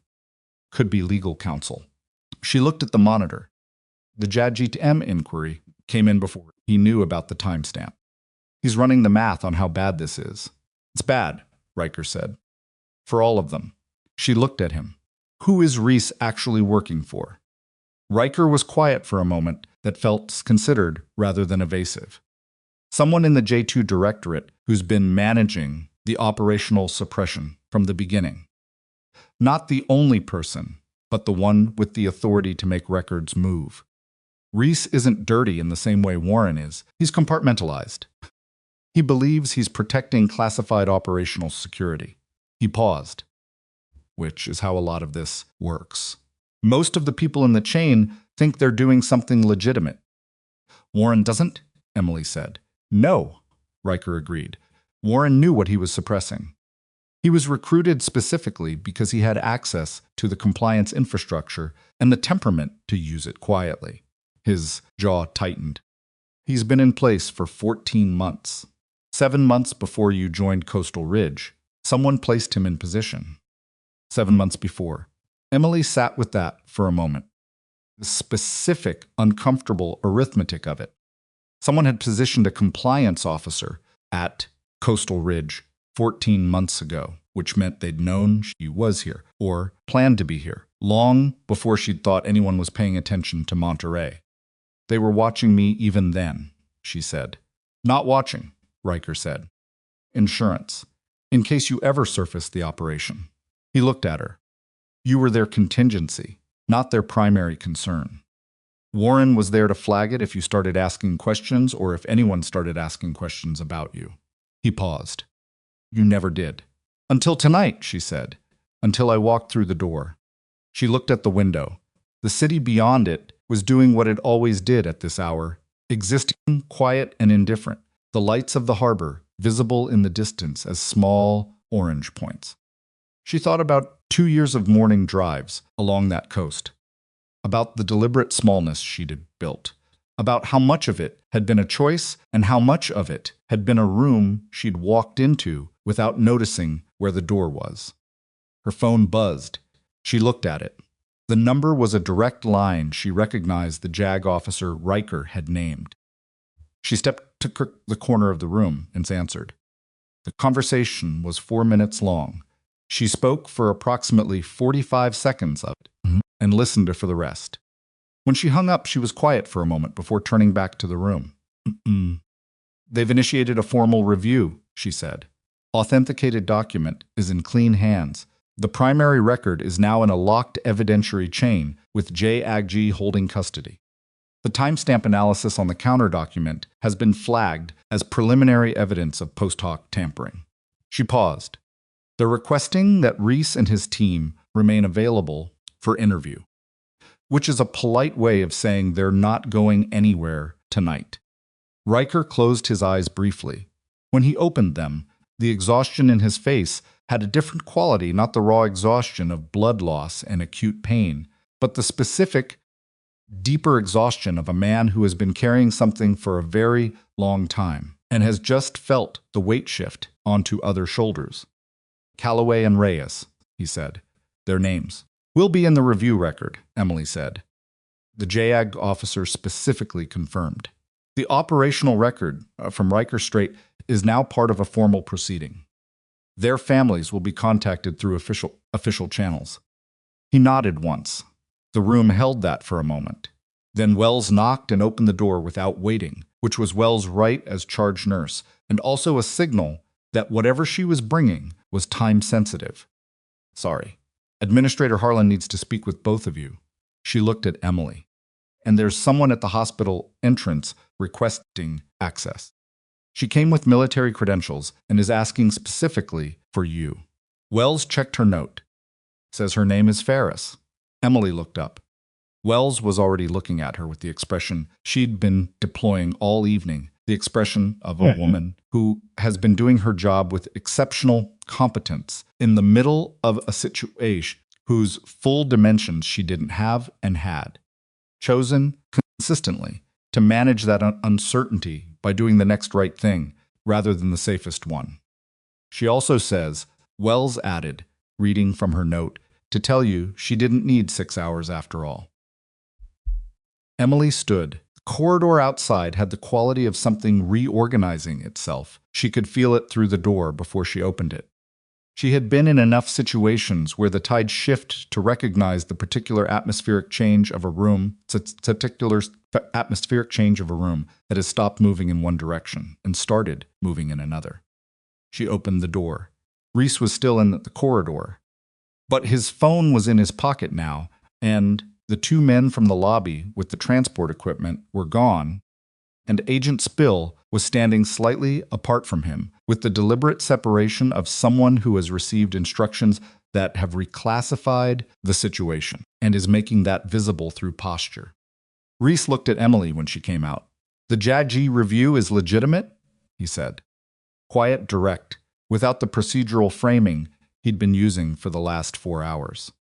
Fully authorized, she said. Authenticated primary document in evidentiary custody. Time-stamped analysis on the supplemental addendum filed as preliminary evidence of tampering. He looked at the floor for a moment. When he looked up, his expression had completed its transition into something that was simply tired. I was told this was a containment operation for a legitimate security breach, he said. It didn't sound like an excuse. It sounded like a man accounting to himself. The briefing I received characterized the primary document as a fabrication. I know, she said. I wasn't wrong to act on the briefing I had. No, she said. The person who wrote it was wrong. She paused. That distinction is going to matter in the review. He looked at her for one more moment, and the look contained something she hadn't expected from him. Not respect exactly, but a kind of recognition. The acknowledgement of one professional to another across a situation that had made them opponents through information rather than intent. Then Harlan appeared at the corridor junction, and behind him, moving through the hospital's main entrance with the purposeful stride of someone who has been moving quickly for the last hour and is used to it, came a woman Emily hadn't seen in 4 years. Commander Gwen Ferris, retired as Emily had thought. But here, carrying a secure document case that she held the way you hold something that has cost you significant effort to protect, and looking at Emily with the expression of someone who has been waiting to stand in this hallway for a long time. She stopped when she reached Emily. You look different, Ferris said. 2 years, Emily said. You look like a nurse, Ferris said. Not unkindly, which I suppose was the point. It was, Emily said. Ferris looked past her toward Bay 1. How is he? Stable. Chest tube is draining clean. Ferris nodded.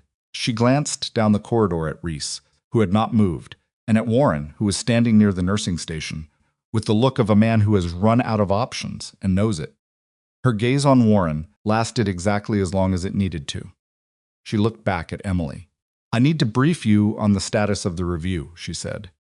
And then I need you to walk with me to Bay 1, because Riker is going to have some things to say, and he'll say them better with you in the room. She paused. There's also one more thing I haven't told you yet. Something in the relay metadata that wasn't in the message I sent. Emily looked at her. What kind of thing? Ferris set the document case down on the nursing station counter and opened it. She removed a single page and handed it to Emily without preamble. Emily read it. It was a personnel record. The name at the top was not one she recognized. But the unit designation was Riker Strait, and the date was 4 years ago, and the listed operational role was Forward Intelligence Embedded. An embedded intelligence operative. Someone who had been on the ground that night in an undisclosed capacity.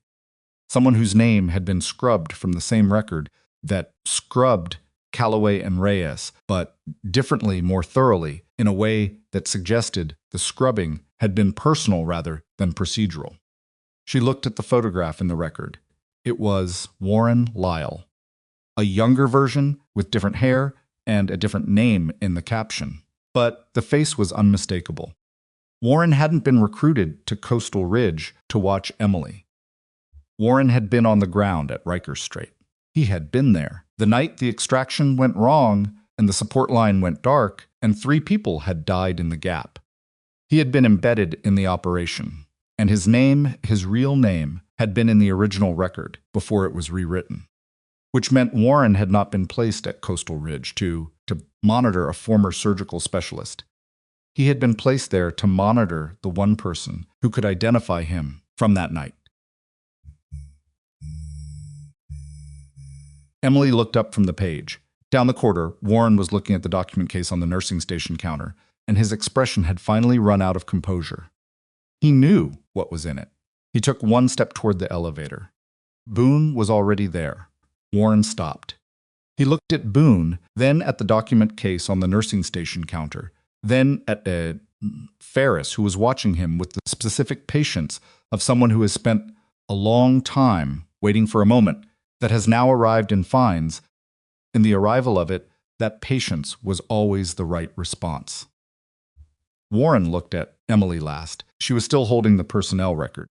The photograph, his younger face under a different name, attached to an operational role that had been buried under 4 years of careful institutional forgetting.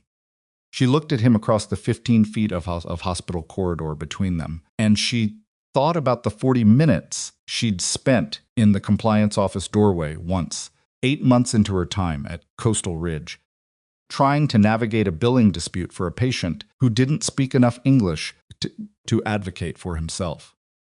Warren had spent those 40 minutes making calls he didn't have to make. He'd gotten it resolved. She'd thought he was decent. He was looking at her now with something that wanted to be defiance and couldn't quite get there. You were there, she said, not accusing, just placing it in the open air where it belonged. He didn't answer. Riker Strait, she said. November. You were embedded, which means you heard the support line go dark. You knew what was happening on the ground. She paused. And then you helped rewrite the record. Warren's jaw moved. It's more complicated than 3 people are dead, she said. Their families were told it was a training accident. Her voice was even and quiet and contained nothing that resembled performance. Whatever complicated means to you, it doesn't reach that far. He looked at the floor. Boone's hand was on his arm, not rough, not dramatic, just present, the way a door is present when it's been closed. We're going to sit down, Boone said, right here, and we're going to wait for the people who need to talk to you. Warren sat the next hour, had the quality of a mechanism completing its operation, the particular combination of exhaustion and precision that comes when a thing has been set in motion and is now simply running to its end. Ferris conducted the initial debrief of Warren in the family consultation room with 2 JAGI officers who had arrived by the time Emily returned from the sub-basement, having driven from the naval station at Monterey at a speed that suggested the phone call from the authenticated chain had carried significant urgency. Emily wasn't in that room. She didn't need to be. Everything Warren knew was already in the relay metadata and the personnel record and the timestamp evidence, and the JAG officers were thorough enough that her presence wouldn't have added anything except the particular weight of being in the same room as someone who had been watching you for 14 months under a constructed identity. She had enough to carry without adding that. She spent the hour in Bay 1. Graves came in at some point during that stretch, not as the attending, just as himself, which was a distinction Emily had not expected him to be capable of making, and was glad to have been wrong about. He stood near the window for a while without speaking, and then he said, "For what it's worth, I've been thinking about the decompression all evening. The angle adjustment you made 3 degrees off standard. That was for the chest wall muscle distribution. You assessed it visually in about 2 seconds. It's not complicated," she said. "It is, actually," he said. "When someone is bleeding out on a stretcher, it is." He was quiet for a moment. "I want to apologize for the beginning of tonight." Emily looked at him. When he said, "You're just a nurse," Graves said, "I didn't correct him. I should have." He paused. "I knew better than that. I let it stand. And then when you spoke up about the diagnosis, I hesitated." He looked at his hands. That hesitation could have killed him. "It didn't," she said. "It could have." She looked at him steadily. "Ethan, you fixed it. When it mattered, you listened." She paused. "That's not nothing." He nodded once, the nod of a man accepting something imperfect about himself with doubt without delecting it. It was the most human she'd seen him in 2 years of working the same floor. He left shortly after, and the room settled back into its quiet. Riker slept for 40 minutes, real sleep, the kind that comes when a body has been running past its limits and finally receives permission to stop.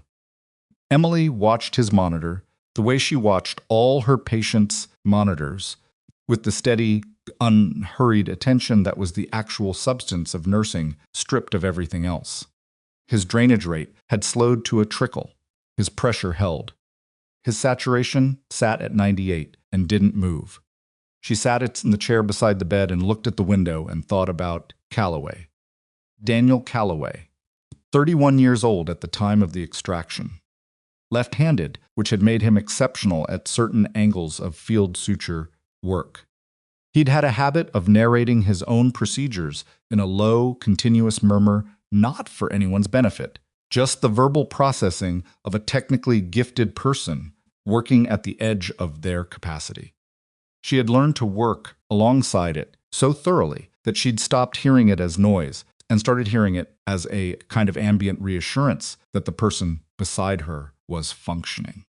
When the support line went dark and the 3 minutes became 6, and the situation on the ground stopped being something they could manage, Calloway had been the last voice she'd heard through her earpiece, very calm, giving her a positional update that had no good news in it, but delivered the information she needed to make the decision she made in the following 90 seconds.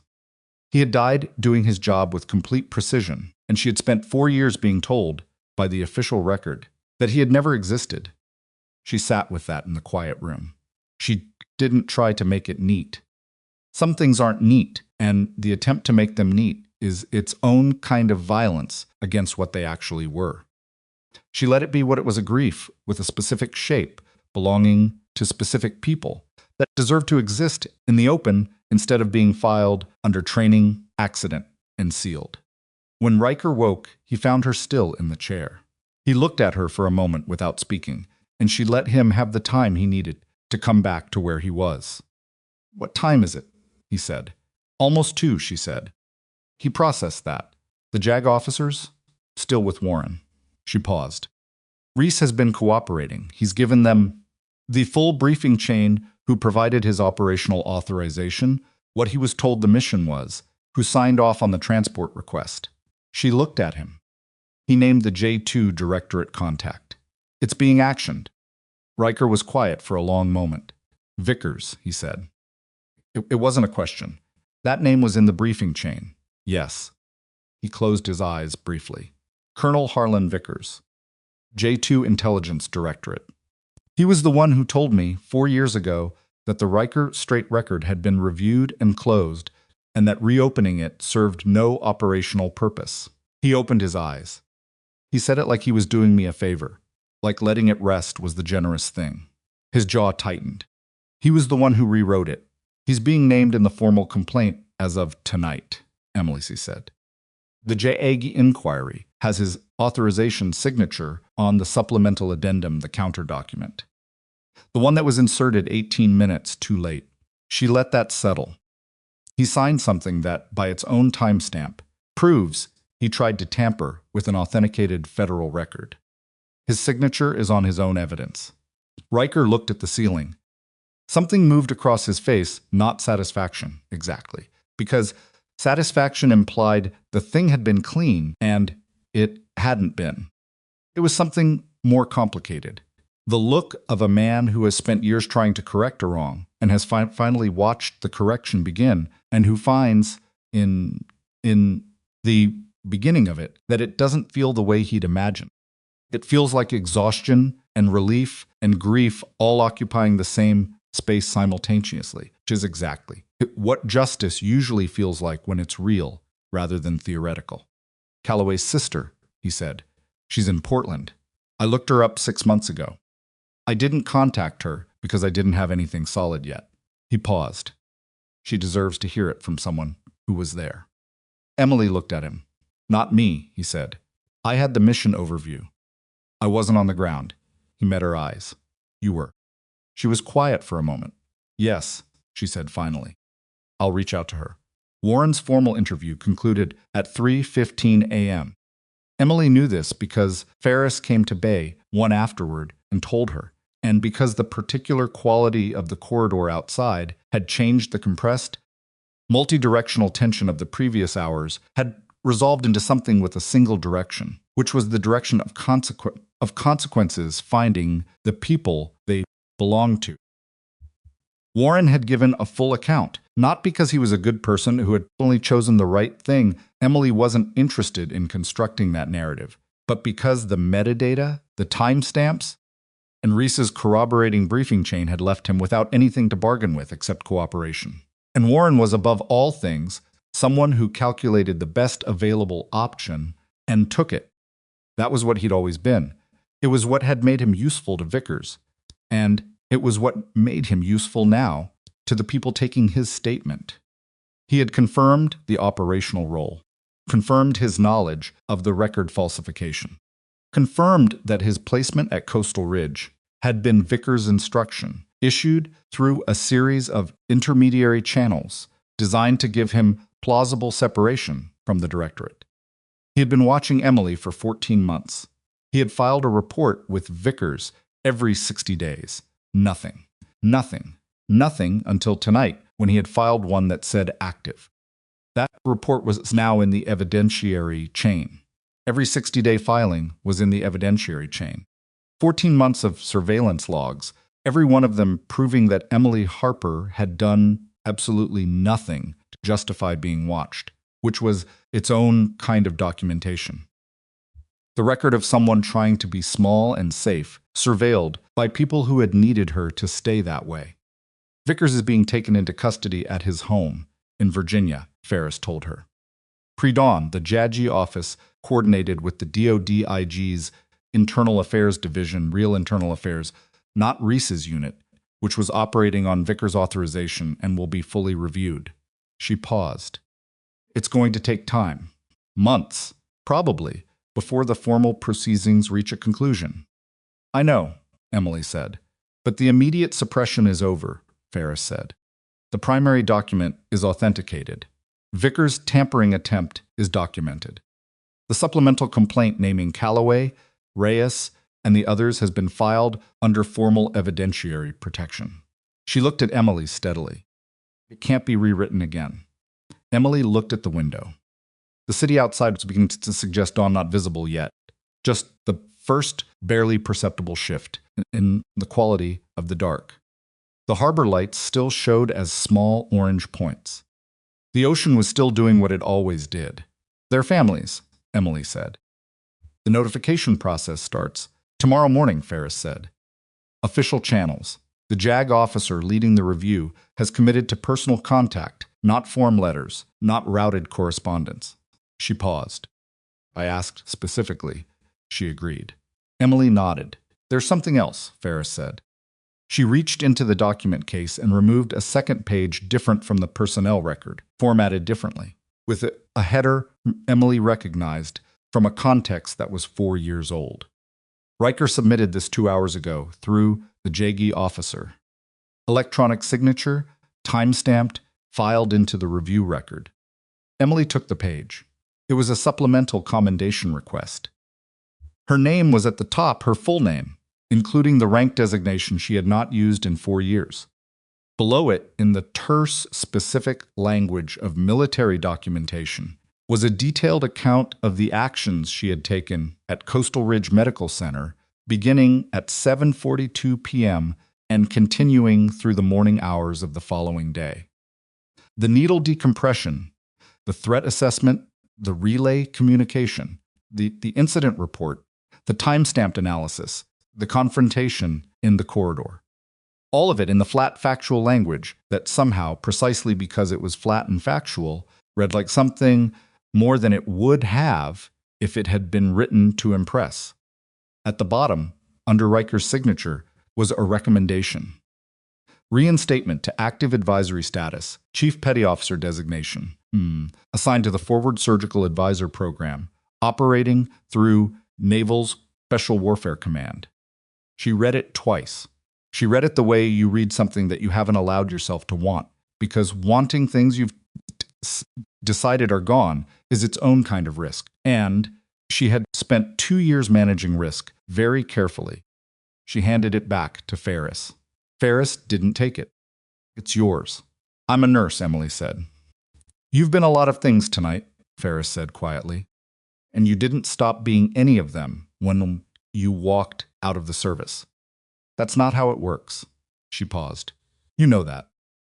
Emily looked at the page in her hand. Graves found her in the break room at 4 a.m., sitting at the small table with a cup of coffee that had gone cold 20 minutes ago. Yeah, he sat down a cross expression of a Manton and looked at her with the 6 hours, who has spent the last 6 hours revising his understanding of the room he works in.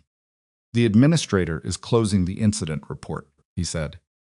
Warren's credentials are being suspended pending the formal inquiry. Wells has been asked to provide a statement about the code Silver. She has documentation that the alarm was triggered from a terminal on the 3rd floor. At the same time, the 4th floor terminal showed the ghost credential access. He paused.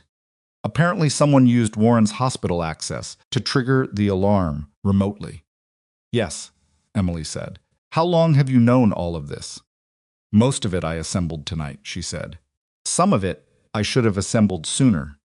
He looked at her steadily. You saved his life twice. Once with the needle and once with everything that came after. He paused. The second time was harder. The second time was different, she said. The needle was medicine. Everything else was... She stopped. I don't know what to call it. I'd call it the same thing, Graves said. Keeping a patient alive, just with different tools. She looked at the cold coffee. Are you going to take the reinstatement? He said.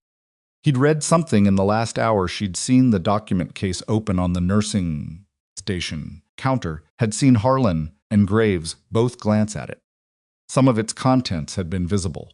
She didn't answer immediately. The question was real, and it deserved a real answer rather than a deflection. I don't know yet, she said, which was the most honest thing she'd said about herself all evening. For what it's worth, Graves said, I think you should. He looked at the table. Not because this hospital won't miss you. We will. But because he stopped, reconsidered. You've been treating wounds tonight that you didn't create and that nobody else in this building could have treated. That's a specific kind of skill set. It should go where it can do the most good. He paused. That's not here. Not permanently. She looked at him. Also, he said, with the carefully understated tone of a man trying to make something lighter, if I'm honest, it's slightly unnerving to work beside someone who's consistently 3 moves ahead and not know it. She almost smiled. You weren't far behind. I was far enough, he said. He stood.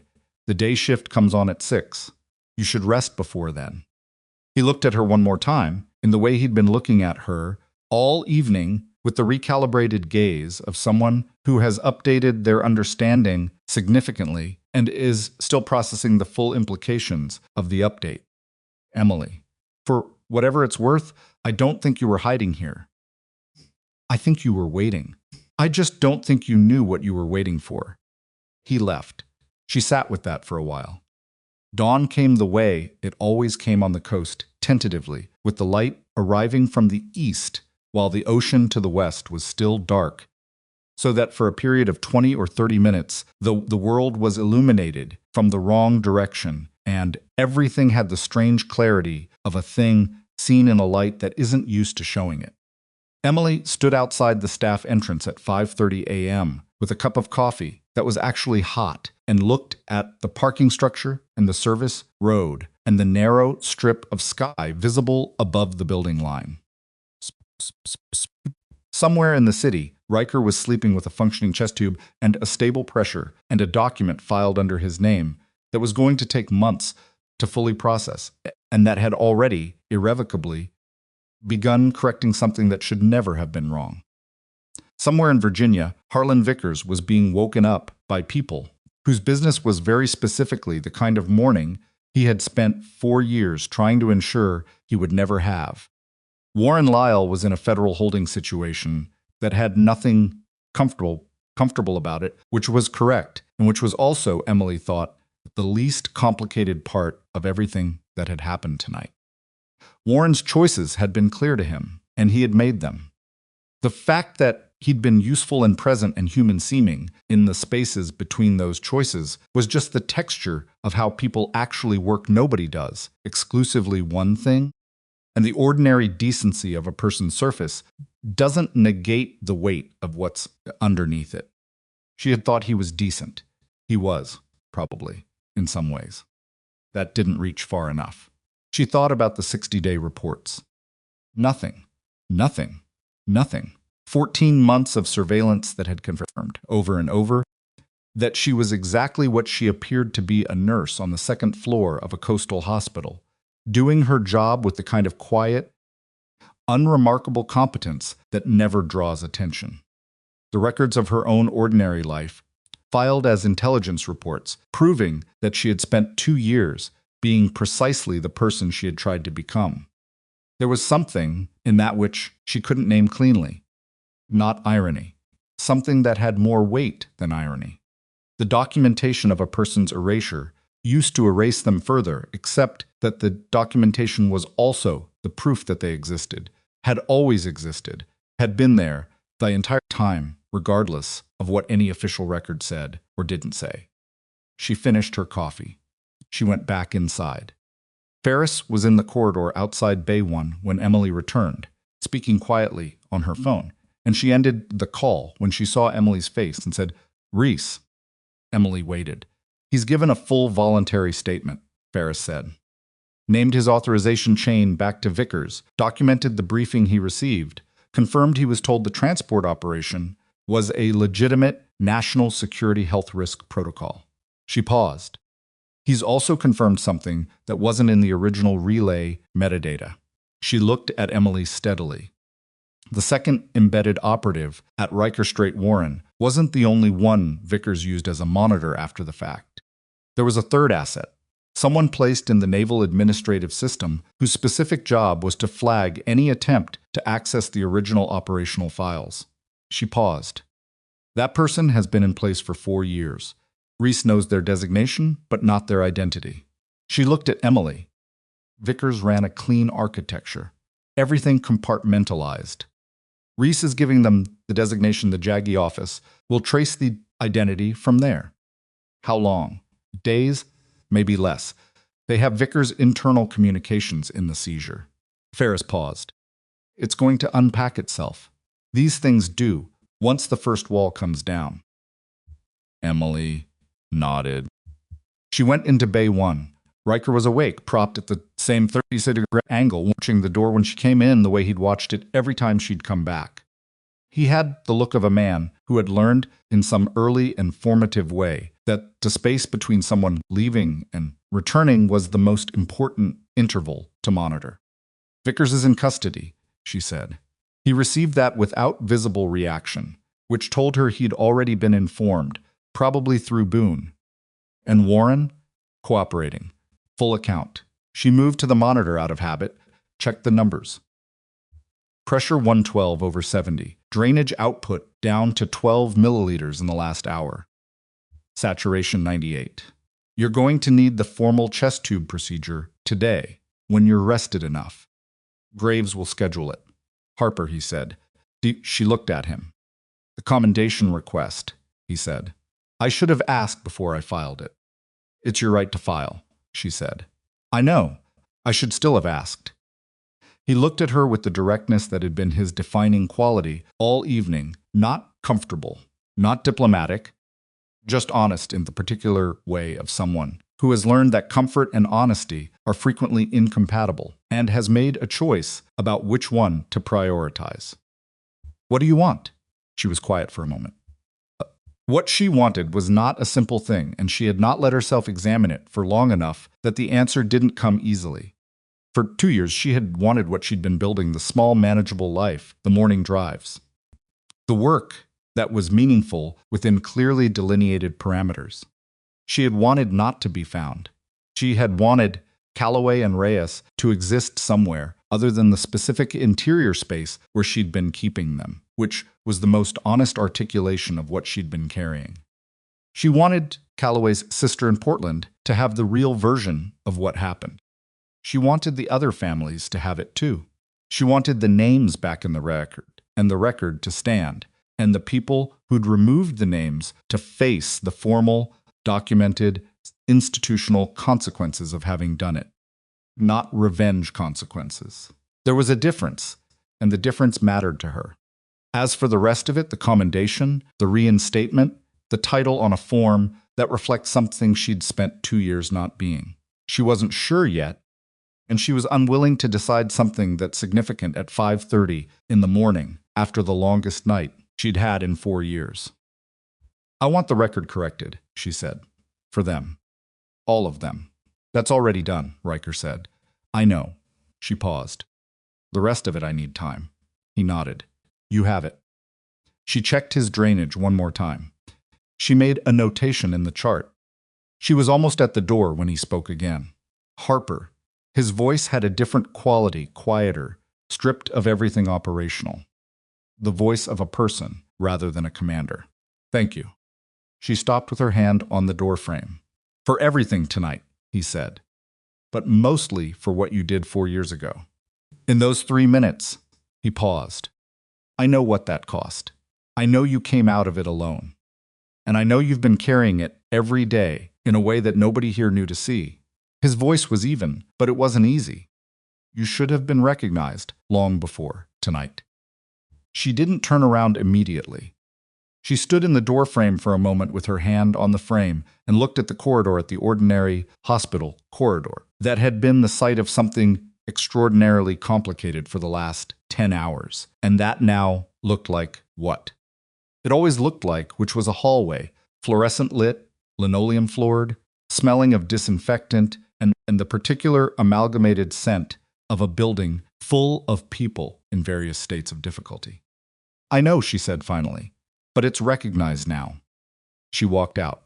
The day shift arrived at 6, and the floor reorganized itself around their arrival, the way it always did, new energy, new briefings, the exchange of the night's events in the terse shorthand of clinical handoff. Emily gave a report to the oncoming nurse, a steady young man, a steady named Orin, who had been at Coastal Ridge for 8 months and who received the overnight summary with the professional focus of someone who takes their job seriously. She told him about the chest tube, the drainage rate, the blood pressure trajectory, the pain management protocol. She told him to watch the output closely through the morning. She did not tell him about anything else, which was not dishonesty, but the correct apportionment of information to context. Wells was at the station when Emily came to collect her bag. They looked at each other for a moment. "You're going to take the reinstatement," Wells said. It wasn't a question. I don't know yet, Emily said. Wells looked at her with the gaze of someone who has known her for 2 years and has just spent 10 hours watching her operate in conditions that revised the picture comprehensively. Yes, you do, she said. You've known since the moment Ferris walked in. She paused. You're not someone who stays when there's somewhere you're supposed to be. Emily looked at her. I think you came here to stop, Wells said. And stopping is necessary sometimes. But I also think you've been done stopping for a while, and you've just been waiting for the permission. She paused. You don't need it from me, but for what it's worth, you have it. Emily picked up her bag. She put her ID badge on the counter in front of Wells, and Wells picked it up and held it without saying anything more. And that was enough. She called Calloway's sister from the parking lot. It was 7 a.m. in Portland. The phone rang 4 times, and a woman answered with the particular voice of someone expecting either nothing important or something they've been half dreading for years, and Emily said, My name is Emily Harper. I served with your brother. I need to tell you what actually happened. The silence on the other end lasted long enough that Emily thought the call had dropped. Then the woman said, I've been waiting for someone to call for 4 years. I know, Emily said. I'm sorry it took this long. They talked for 47 minutes. Emily told her everything she was cleared to tell, and some things that she told anyway, because the truth was more important than the clearance designation. And Calloway's sister, her name was Margot, asked questions that were specific and intelligent, and that told Emily, throughout the conversation, that Daniel Calloway had been raised by someone who understood exactly what he had chosen to do, and who had been given a diminished and insufficient version of the ending he deserved. By the end of the call, Margot was crying in the quiet, controlled way of someone who has been holding grief in a form that was too small for it, and who has just been given room to let it expand to its actual size. Thank you, she said, for calling, for being there with him. He was steady until the end, Emily said. He was doing exactly what he was trained to do. You should know that. She hung up and sat in her car for a while. The morning had come fully, now proper morning. The sun off the water, making the harbor bright, the fog beginning to pull back from the coast the way it did on clear days, revealing the water in stages. She looked at it through the windshield and thought about the commendation request, about the reinstatement, about the title she hadn't used in 4 years. She thought about Riker's message, "You saved my life, Chief. Now let me help restore yours." Not sentimental, practical. The offer of a person who believes the skills that were used to protect something should be preserved, not retired. She thought about what Graves had said. You weren't hiding. You were waiting. She thought about Wells handing her the badge and what it had felt like to set it down. She took out her phone and called Ferris. I'll take the advisory role, she said when Ferris answered. Provisional. I want to see the program before I commit to the designation. Provisional is fine, Ferris said. The reinstatement paperwork routes through JAG as part of the review anyway. You'll have time, and I want case access, Emily said, to Vickers' proceedings. Not as a witness. Observer status. I'll request it. One more thing, she paused. Reyes. His family, I don't have contact information. Can you get it to me? A brief silence. I'll have it to you by end of day. She ended the call. She sat in the car for another minute, looking at the morning water. Then she started the engine, drove the 6 blocks to her apartment, and went inside and looked at the closet where the jacket was still sitting in the open box, the empty seam, the jacket that was missing what it had been keeping. She picked it up. She looked at the trident on her arm, which she hadn't covered this morning, which she had stopped thinking about covering at some point in the last 10 hours without making a conscious decision to stop. She set the jacket back in the box and carried the box to the hallway and left it by the door for whatever came next. She showered. She changed. She made coffee that she actually drank. And then she sat at the small kitchen table with a legal pad, not the operational reconstruction from the night before. A clean one, and she started writing the letter she would send to Reyes's family. Not a form, not a report. A letter from a person who had been there, to people who deserved the complete version of what had happened to someone they loved. She wrote for an hour. When she finished, she read it through once, and it was not a perfect letter. It had awkward passages and moments where she'd been too clinical and backed up and tried again. And there were 2 places where the grief she'd been managing for 4 years came through the language in a way she hadn't intended and couldn't quite edit out. She looked at those passages for a moment and left them in because the imperfection of them was also the truth of them. And the person reading this letter had spent 4 years receiving a version of events that had been too clean and too sealed and too carefully managed. They could handle the real version. She sealed the letter and set it on the counter. She picked up her coffee and walked to the window and looked at the street, at the morning light on the buildings across the way, at the ordinary Tuesday movement of a coastal city going about its ordinary business. She had spent 2 years trying to be ordinary, trying to be small enough that nothing from before could find her in the space she'd made. It had worked in its way. She'd built a life, done good work, learned the particular piece of a job with clean edges. None of that had been wasted. None of it had been false. But Wells had been right. She'd been done stopping for a while. She thought about what it had taken to step forward in that trauma bay the night before. Not the needle was mechanics, was reflex, was the body doing what it had been trained to do so many times that it no longer required a decision.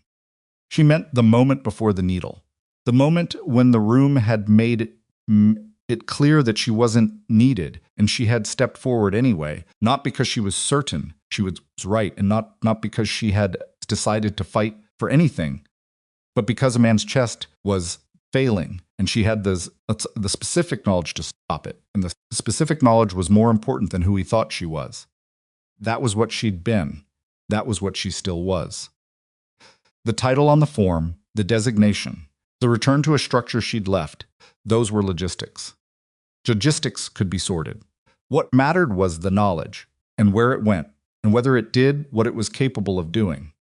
She had spent 2 years in a good place doing meaningful work. She was ready to do harder work now.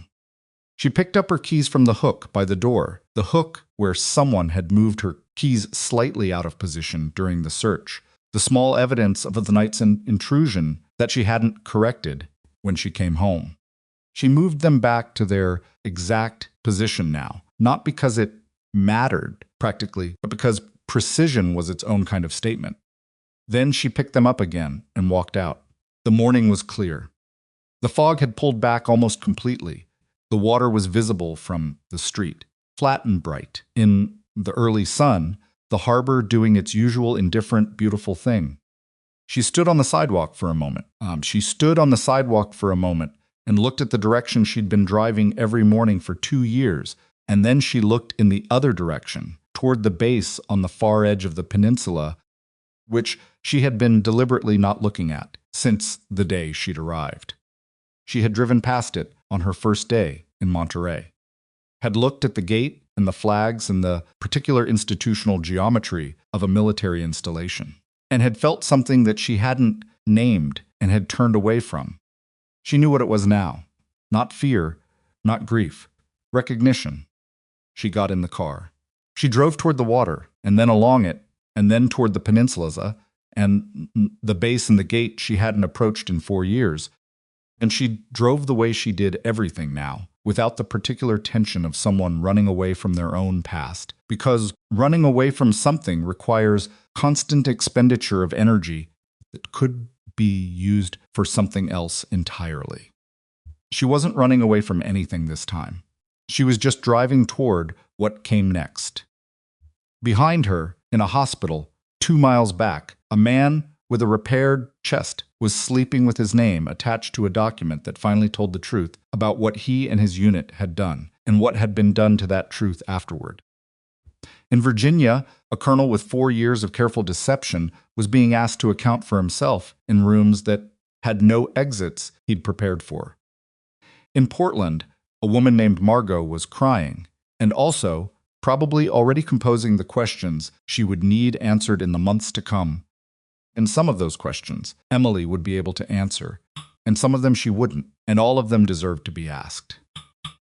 And somewhere in the operational architecture of Naval Special Warfare Command, there was a role with a title and a function that matched something she had spent 4 years trying to believe she'd left behind. She hadn't left it behind.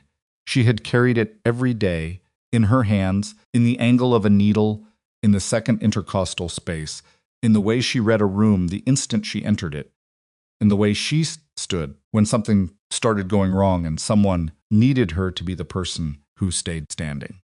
The gate came into view. She pulled up to the checkpoint. The young MP on duty looked at her through the window, civilian vehicle, civilian clothing, a woman in her early 30s who looked unremarkable and was not. Name and purpose, he said. She told him her name. The real one, the full one. Both parts of it, the part that had been on her nursing badge for 2 years, and the part that hadn't. He checked something on his screen. His posture changed slightly. "Yes, ma'am," he said, and raised the gate. She drove through.